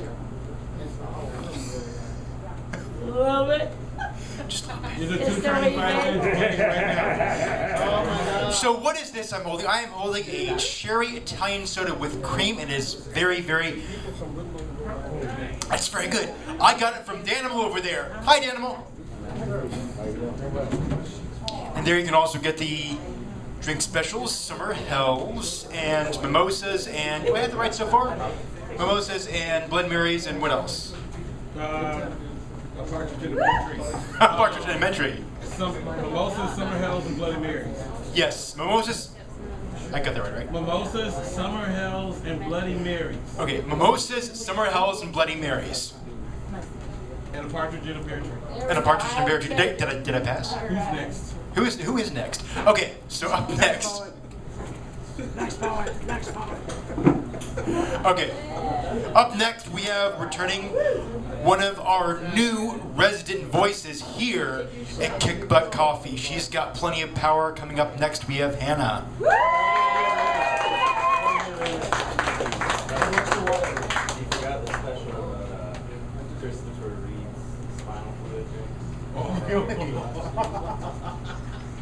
Hannah's last time. What? She's going away. She's going away. Yeah, I'm actually, this is my last time for the next like 4 months. I just realized what's happening. Sucks. Okay, this is Hannah's last time here at Kick Butt Coffee. So let's show how much we appreciate her. On the count of 3. Hey, how many of y'all have seen Mrs. Doubtfire? You remember the little girl with like the big sad eyes and everything? On the count of 3, give Hannah the little girl from Mrs. Doubtfire face. On the count of 3, 1, 2, 3. That was not the face. That was not the face. It's not technically my last time. I'll be back around Christmas, maybe, if I don't go to Cuba. But, yeah. So I'm going to Michigan State for saxophone.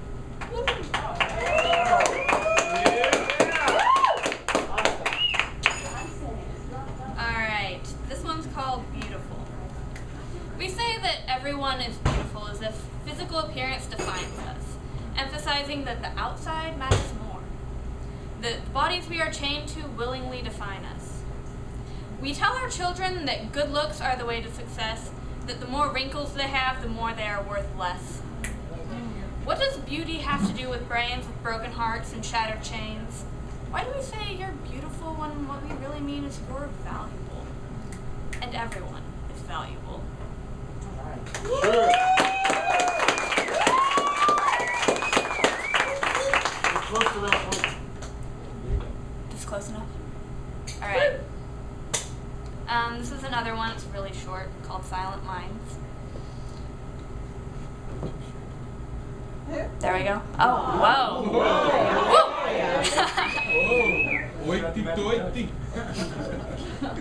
To sit still is to rot, staying stiller than one ought.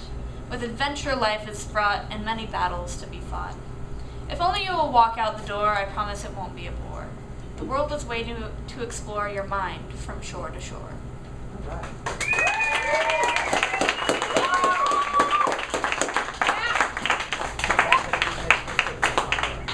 Hey, girl. Everyone give it up for Hannah. And let's hope she does come back. That was one of those short ones when you drop. Okay, so new rule that I will remember next week.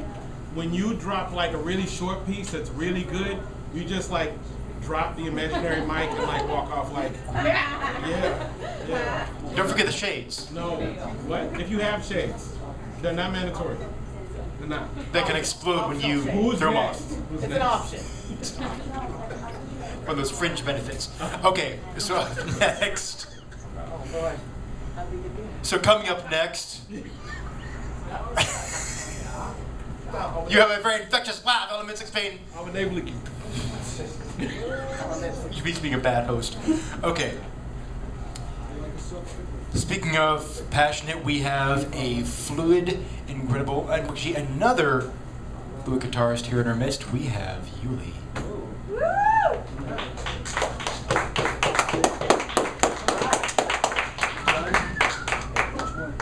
I'll go with this guy right here. This would be a good one for me. There you go. Give me a sound.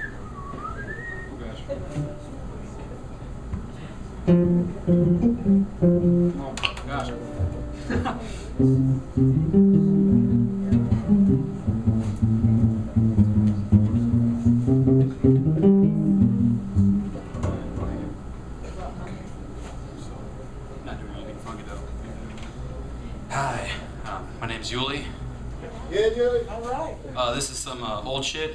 Oh, shit. Yeah, I love when y'all do that. It just touches my heart. Alrighty.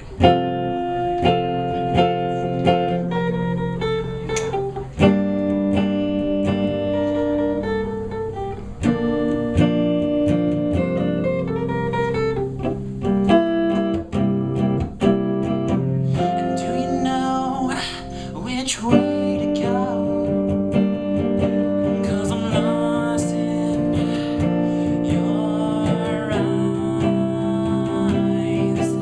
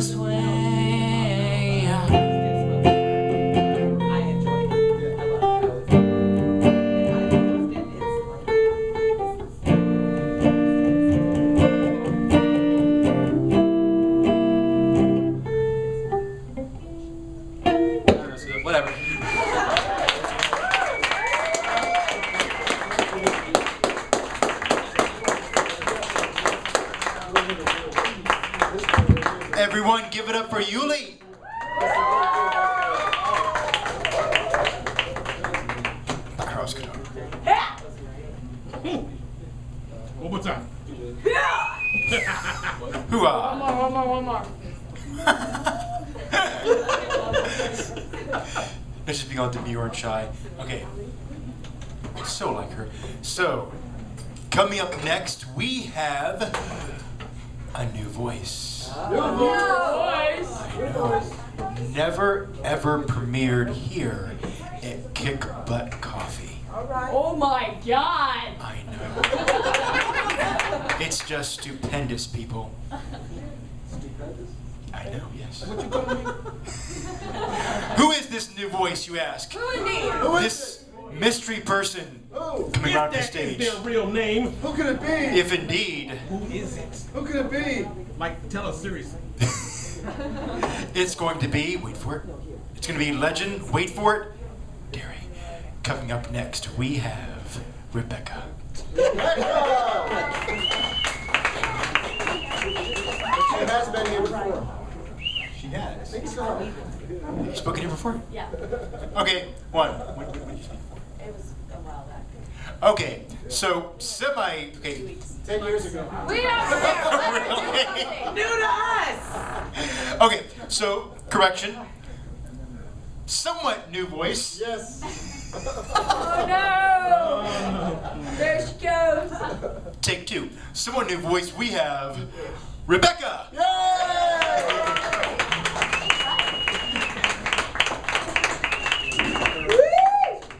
Oh, those are bright. Yes, Okay. they are. Want some Now- sunglasses? Sure. I'll get them for you. Hang on. Wait, shit, what do I do with them? Like, yep.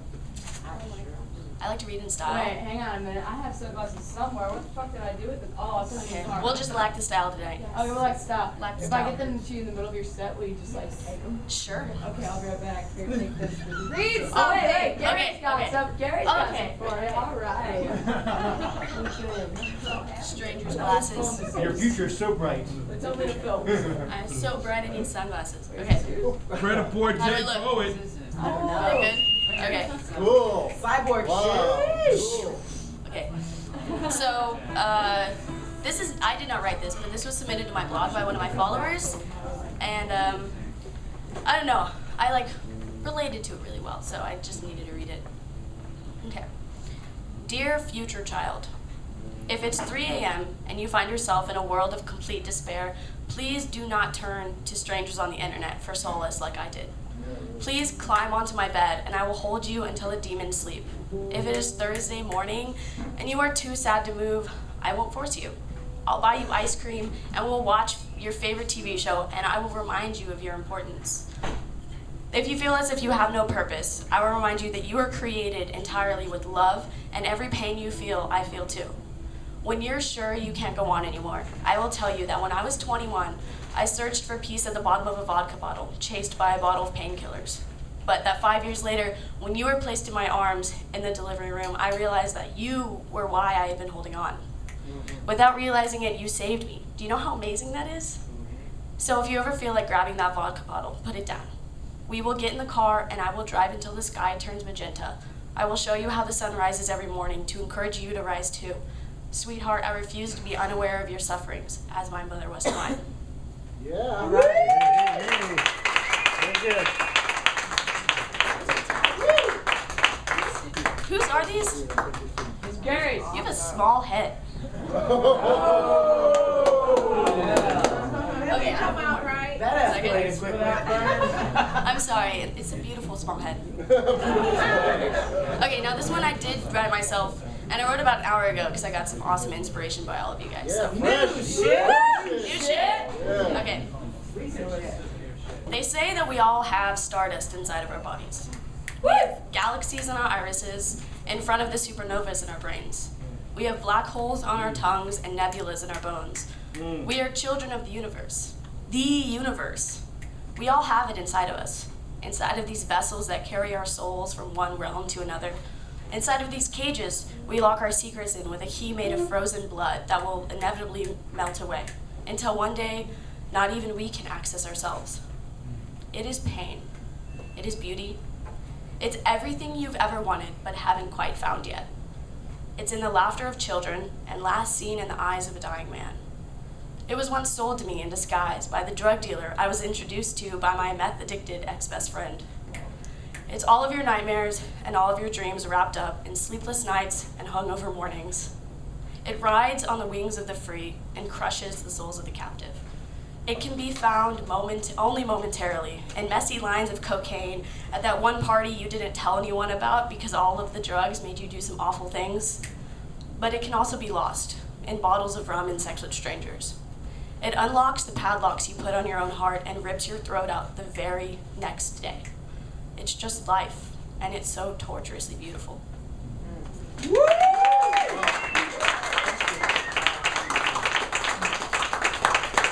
Okay, that was Rebekah.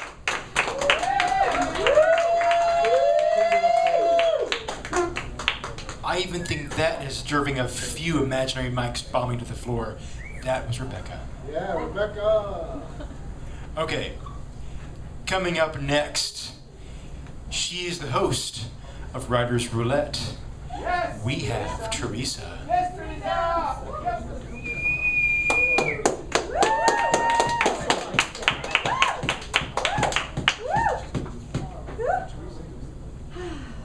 Oh, here we go. Of course, I still got birth control glasses. Oh, that's video. I'm so dumb. I struck a pose like it was you were taking a picture. That's like I my thought mother that was with a video funny. camera, and she's like, "It's a video, Mom." Anyway, let me see a show of hands of people who liked science when they were in school, like studying science. All right, and how many people liked studying math when they were in school? There we go. That's what I'm talking about. I used to be a math and science teacher, and kids would come in, for science class, and they were happy, and they'd come in for math, and it was like, you're not on death row, it's just math class. It's just like, it's math class, and I always thought math is the greatest tool human beings have ever created. Why do so many people hate it? And then, thank you for mentioning that I used to teach physics, because I'd had 10th graders who came in knowing that physics was a science class, and then by October they said, "This is just another math class." And they were just so pissed, like they were cheated out of science in this math class. And then I told them, if science didn't have numbers, it would just be poetry. And then it dawned on me, wow, what if I was allowed to teach math from the aspect of poetry rather than teaching to boring-ass objectives. And then before I could ever do that, I found this book, because this was the type of math that I was tortured by, calculus. And it's called A Tour of Calculus, and it sounds so formidable. And yes, I'm opening this book because I'd like for you all to hear, especially you math haters, what math sounds like when a poet writes it. All right. Now, that's long for a math lesson. Wow, my students wouldn't give me 10 minutes. All right, so this little section is called How Much, How Many. Unlike Euclidean geometry, arithmetic rises directly from the wayward human heart. The love dub under the physician's stethoscope or lover's ear, sounding very much like the words, "So soon it ends." Impossible to hear without a mournful mental echo. 1, 2, 3, 4. The doubled sounds, that beating heart, those numerical echoes, cohering perfectly for as long as any of us can count. The most familiar of objects, numbers, are nonetheless surprisingly slippery. Their sheer slipperiness, interesting evidence that certain intellectual tools may be successfully used before they are successfully understood. Numbers tend to sort themselves out by clans or systems, with each new system arising as the result of a perceived infirmity in the one that precedes it. The natural numbers, 1, 2, 3, 4, start briskly at 1 and then go on forever. Although how we might explain what it means for anything to go on forever without, in turn, using the natural numbers is something of a mystery. In almost every respect, they are those numbers simply given to us, and they express a primitive and intimate part of our experience. Like so many gifts, they come covered with a cloud Addition makes perfect sense within the natural numbers. So too, multiplication. Any two natural numbers may be added, any two multiplied. But subtraction and division are curiously disabled operations. It is possible to subtract 5 from 10. The result is 5. What of 10 from 5? No answer is forthcoming from within the natural numbers. They start at 1. The integers represent an expansion, a studied enlargement of the system of natural numbers, one motivated by obvious intellectual distress and one made possible by two fantastic inventions. The distress I have just described, and those inventions. The first is the number 0. The creation of some nameless but commanding Indian mathematician. When 5 is taken away from 5, the result is nothing whatsoever. The apples on the table vanishing from the table, leaving their place a peculiar and somewhat perfumed absence. What was there? 5 apples? What is there? Nothing. Nada. Zip. It required an act of profound intellectual audacity to assign a name and hence a symbol, all that nothingness, nothing, nada, zip, 0. The negative numbers are the second of the great inventions. These numbers are marked with a call. Negative 504, negative 323, negative 32, negative 1.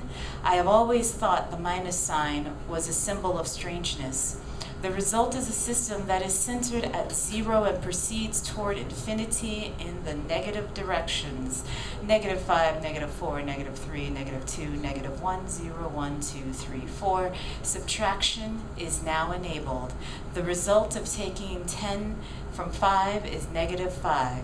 And yet, if subtraction along with addition and multiplication is enabled among integers, division still provokes a puzzle.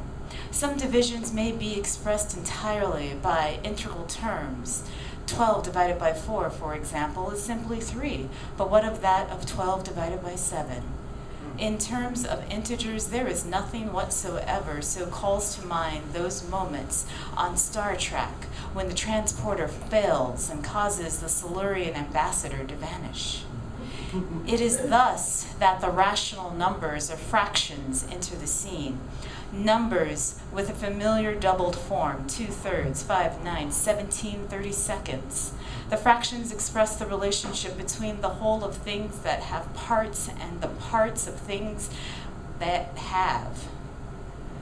There is that peach pie, the luscious whole. There are those golden dripping slices, parts of the whole, and so 2/3 or 5/9 or 17/30 seconds of the thing itself.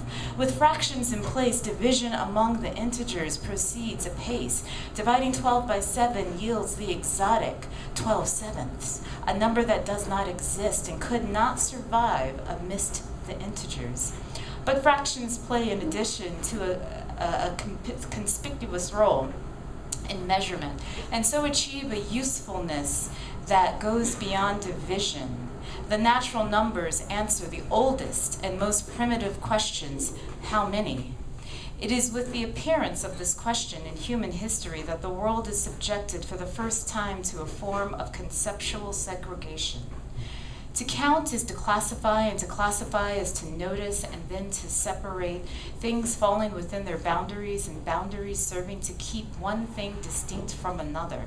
The world before the appearance of natural numbers must have had something of the aspect of the old-fashioned Turkish steam bath, pale, pudgy, figures arising out of the mist of shambling off down indistinct corridors. Everything vague and vaguely dripping afterward. The world becomes hard-edged and various, the discovery of counting leading ineluctably to an explosive multiplication of bright ontological items, things newly created because newly counted. Imagine, this guy has a PhD in physics.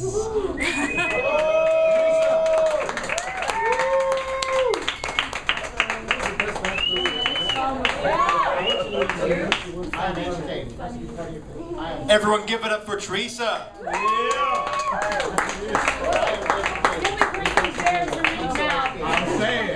We've all got math on the brain. All right.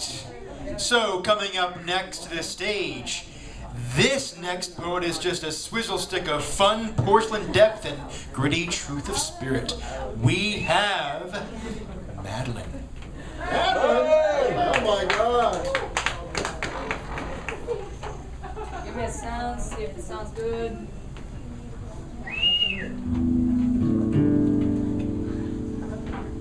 Just a Oh, the mic is drooping. The mic is drooping. just a little quieter. A little quieter. Maybe slightly. Just less. Even less. Less. How about now?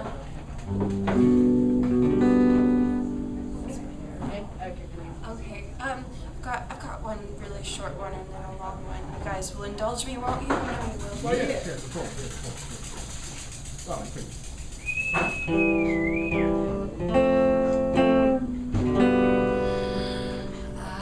I Google you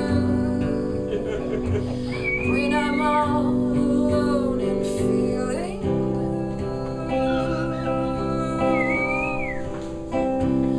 I've found photos you've forgotten you were in, but by your friends.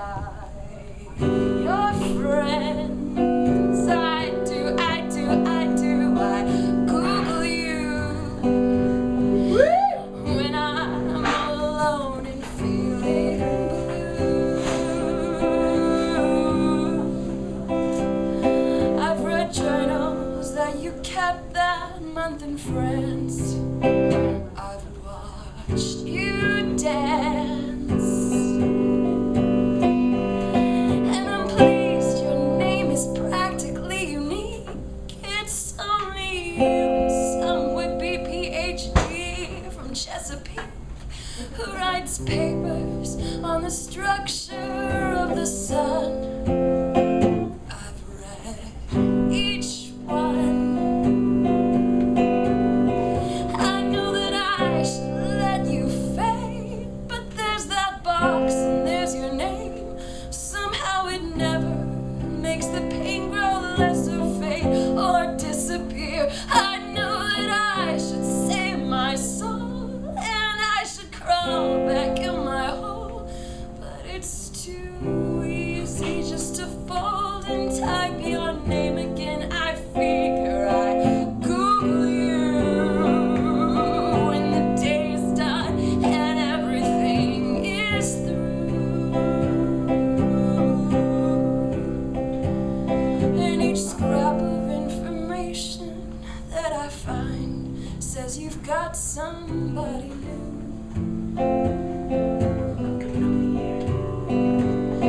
And it really shouldn't matter how to blow up my computer, but instead I Google you.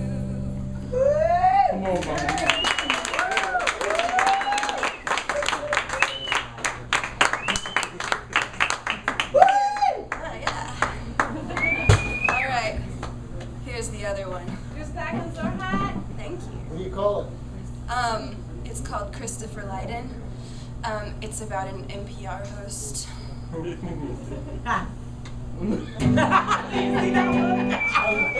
meant that.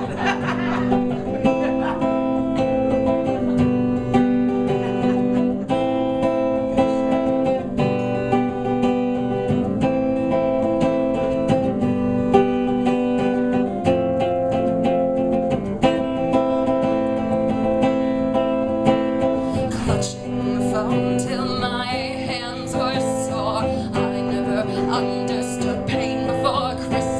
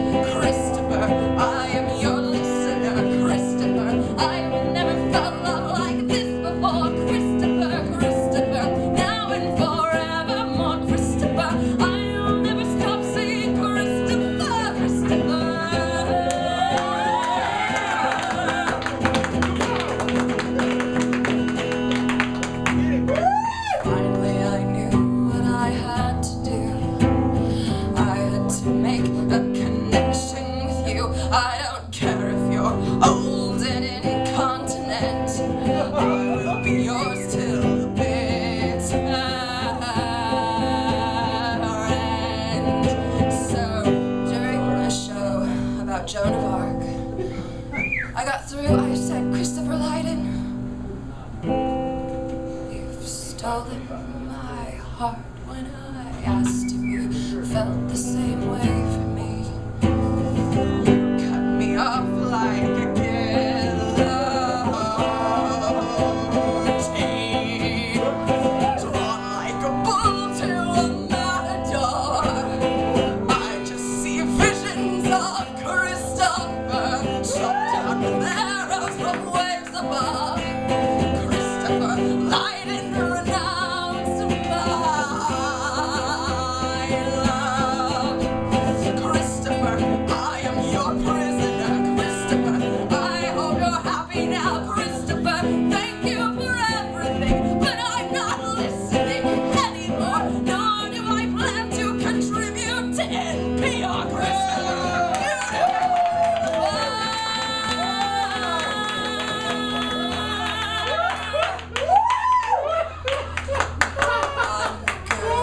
you've been waiting for. Fuck Christopher.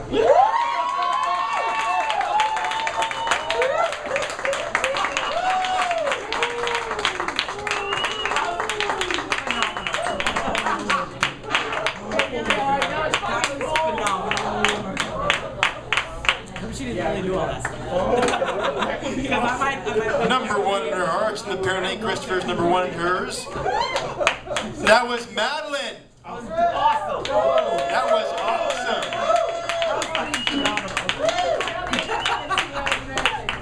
I tried not to scream the F word.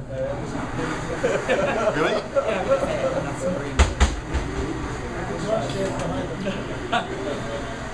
Okay. So coming up next to our stage, I have not actually seen this one perform before. Have you seen him before, Element? Huh?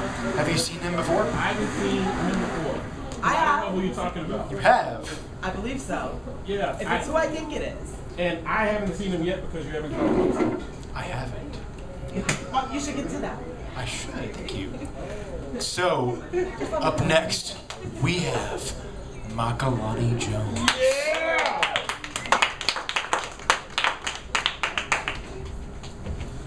Good evening, everybody. Evening. It's a beautiful time. Let me get set up.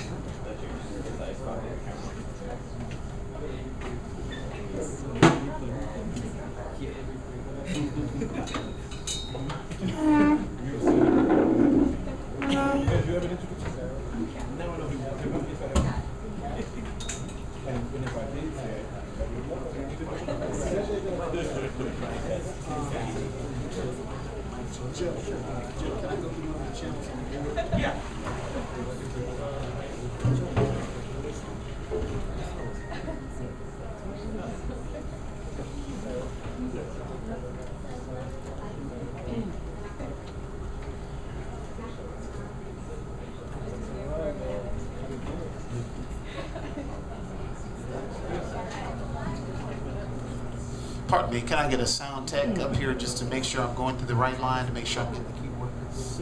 Is there a sound tech in the Is house? there a sound tech in the house? Is there a I sound think tech she in went the house? outside. Yeah, sure. Huh? Went outside. That suit, don't You got it powered up? Yeah, there. All right, Joe. Pause.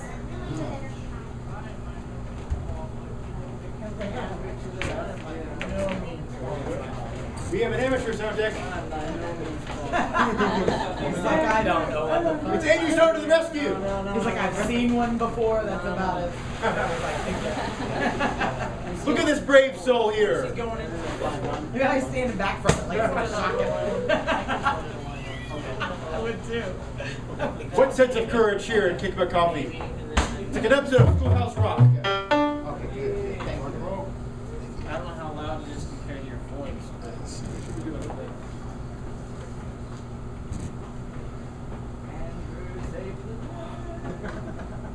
It's not just a feature, folks.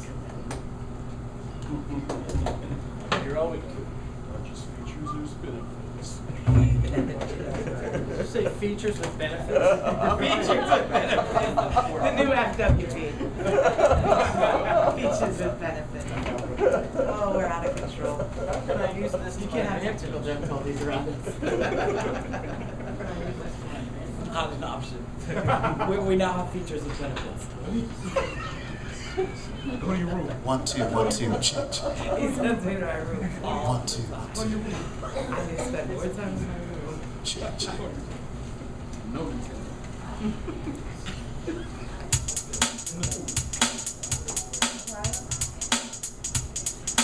About right there, that sounds good, huh? Yeah, we going right there. Check. So I'm gonna do this one quick poem before I start, to honor the fact that I'm amongst writers and thinkers of thought. She is a social butterfly, but is the key word as it moves weightlessly on her hips. Sensuality pours from her lips. Summertime blossoms, pink orchids, and tendencies of a love child when she smiles. Even though she wears no makeup, her personality is so bright, it makes up for all the societal folkways that the social norm makes her think that she has to have. Because class is her cup of tea, passion is her slice of cake. When I'm asleep, my nature rises and causes me to be awake, devastated, faded, jaded, often in a trance-like state by the fascination of my imagination, of the exploration of the possibilities of meeting a social butterfly, social butterfly, social butterfly. I say social, you say butterfly, social, butterfly. Social, butterfly. Social, butterfly. So I met this social butterfly and I was so overwhelmed at first glance. The conversation was food for my soul. I guess it was soul food. I say soul, you say food.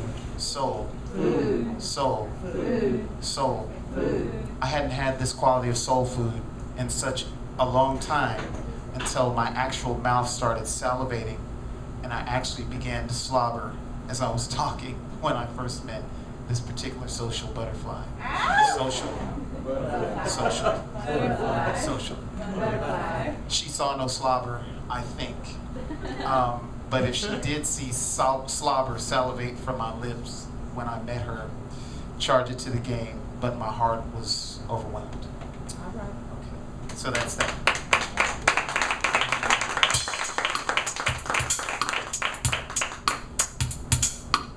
Empty Pocket Funk, Makalani Movement.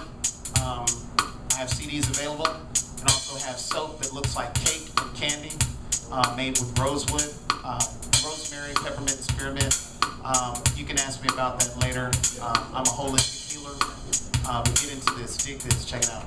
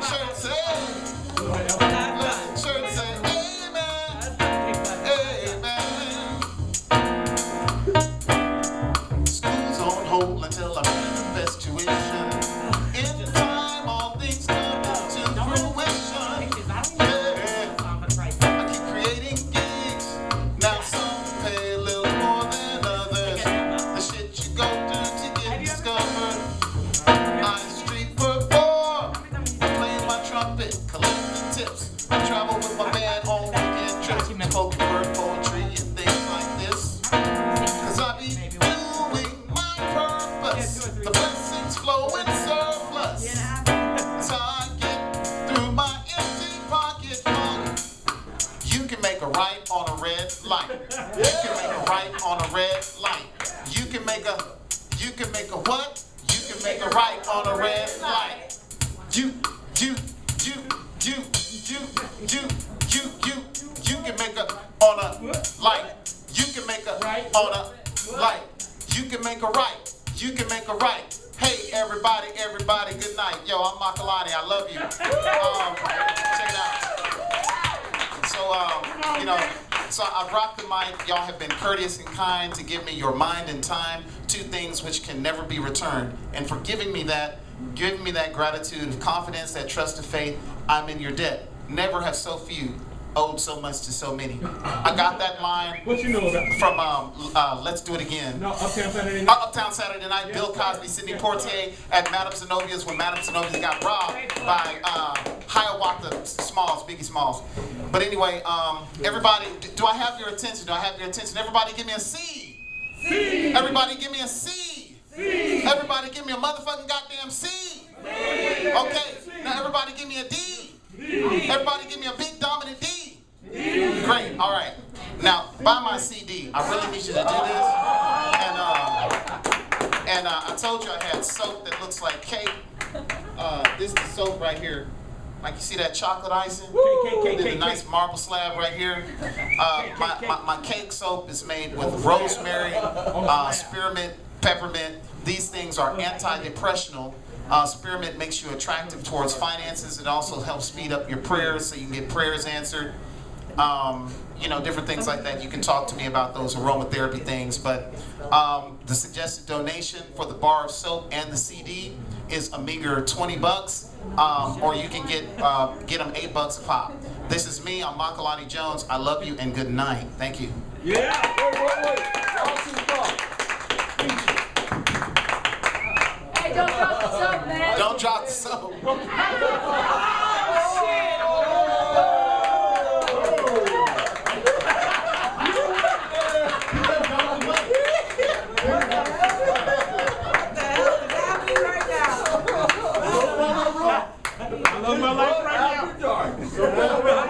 Kick butt after dark. Y'all, this is Kick Butt After Dark. Quiet. Smoking, yeah. Y'all give me that. Everyone give it up for Makalani Jones.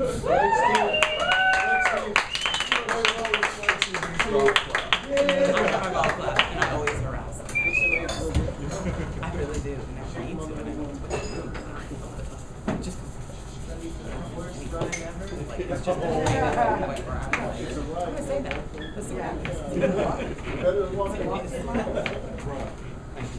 How is that for a throwback to jazz and character? I love it. Okay. So, up next, we have one of our favorite poets come next. Let's show a lot of attention. We have Morgan.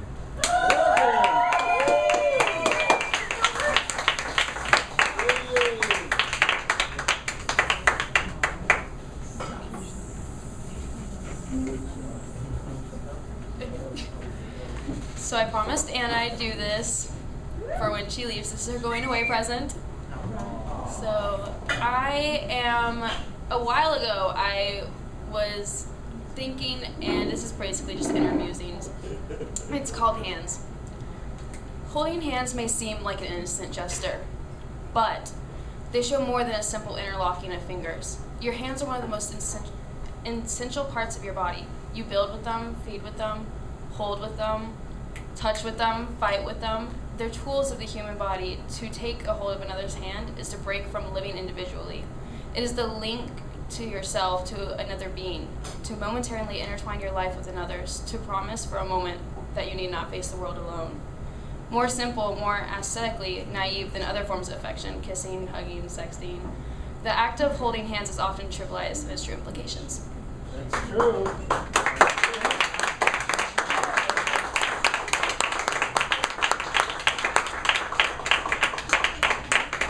Bad boy. Everyone give up for Morgan!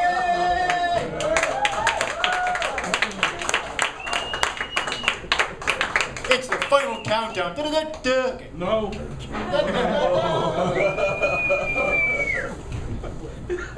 Okay. So, up next, I did this because she is actually leaving as well. Aw, I know. Who's leaving? Well, the very next person coming up, we should all show her a sad face, so, and tell her to come back, plead for her to come back, beg, but don't stalk her. So coming up next, no, we have Rebekah. Oh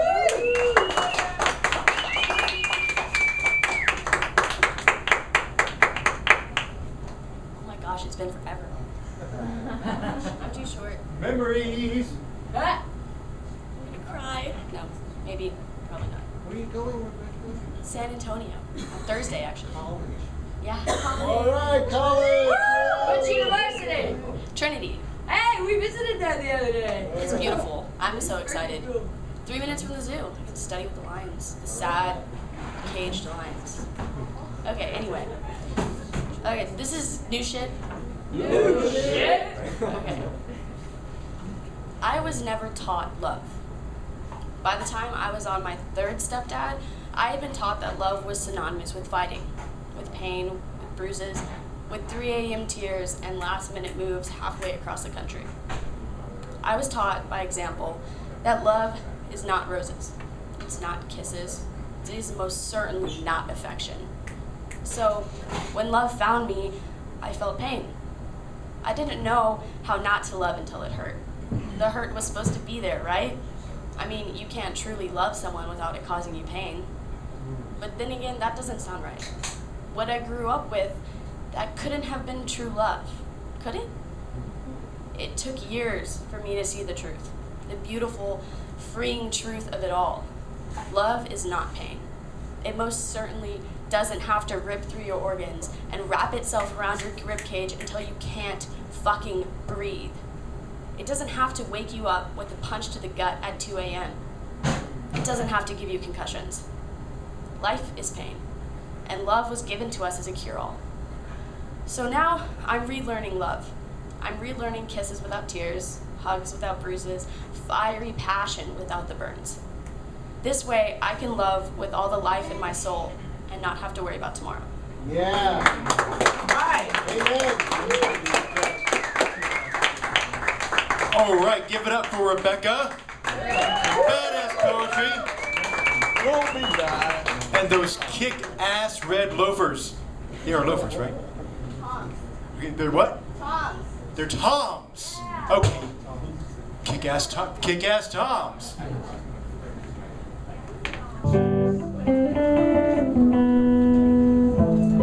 Oh, I'ma get you. Get you. One way or another. Thank you for the small commitment there, Johnny Feel Good.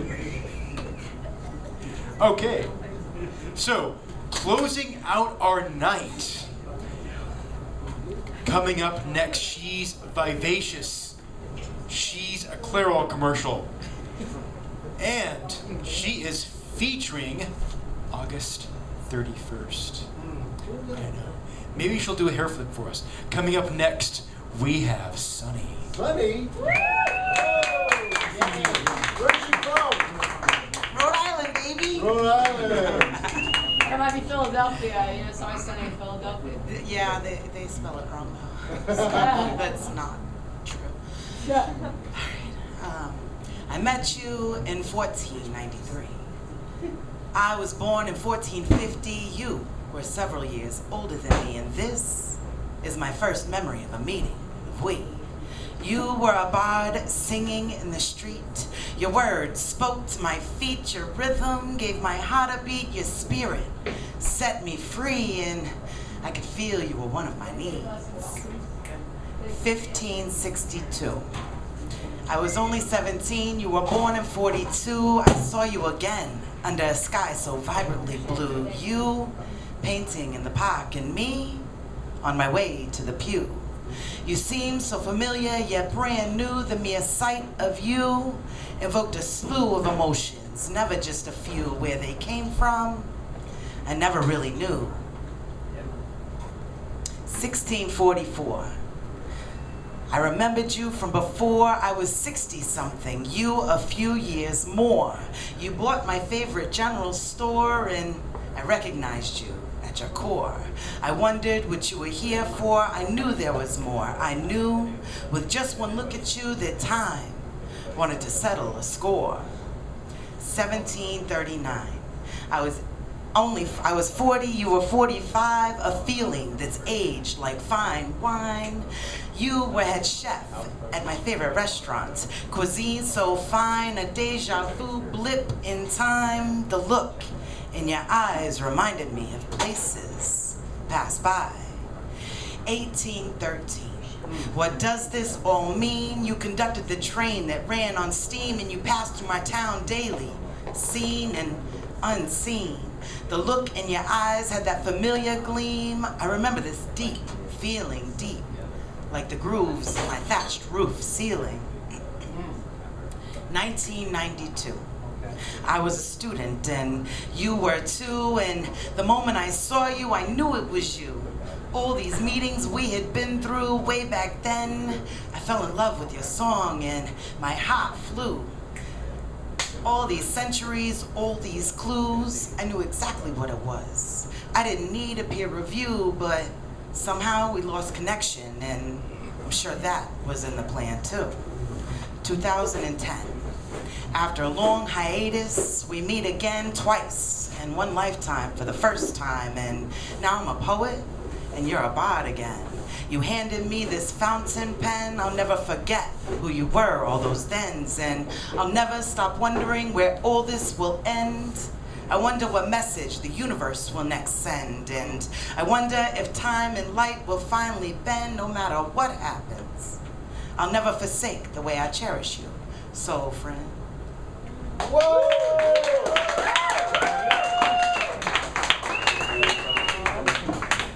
Everyone give it up for Sunni!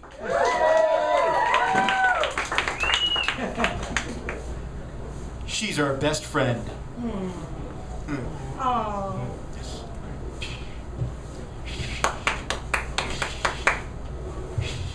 So did we have a good time, ladies and gentlemen? All right, so do me a favor, one last time, as loud as you can to make up for everybody that isn't in the room. Please clap if you are sitting next to someone beautiful, please. One more time, one more time. So if you don't, here's how it goes, because it don't go no other way. In case you didn't know where you were exactly where you needed to be, ladies and gentlemen. You were spoken and heard, as always, an open-minded, open mic experience. Bring words, make noise, bring yourself, make friends. Give it up for my ultramagnetic co-host, the amazing Lost in Thought, ladies and gentlemen. Give it up for the Dynamo! Shout out to King Blair Coffe, ladies and gentlemen. Make some noise for every man and woman that you have seen grace this stage. And yeah, take care of you for me. And good night. Good night. They gotta go home, but Hey, just can't stay here.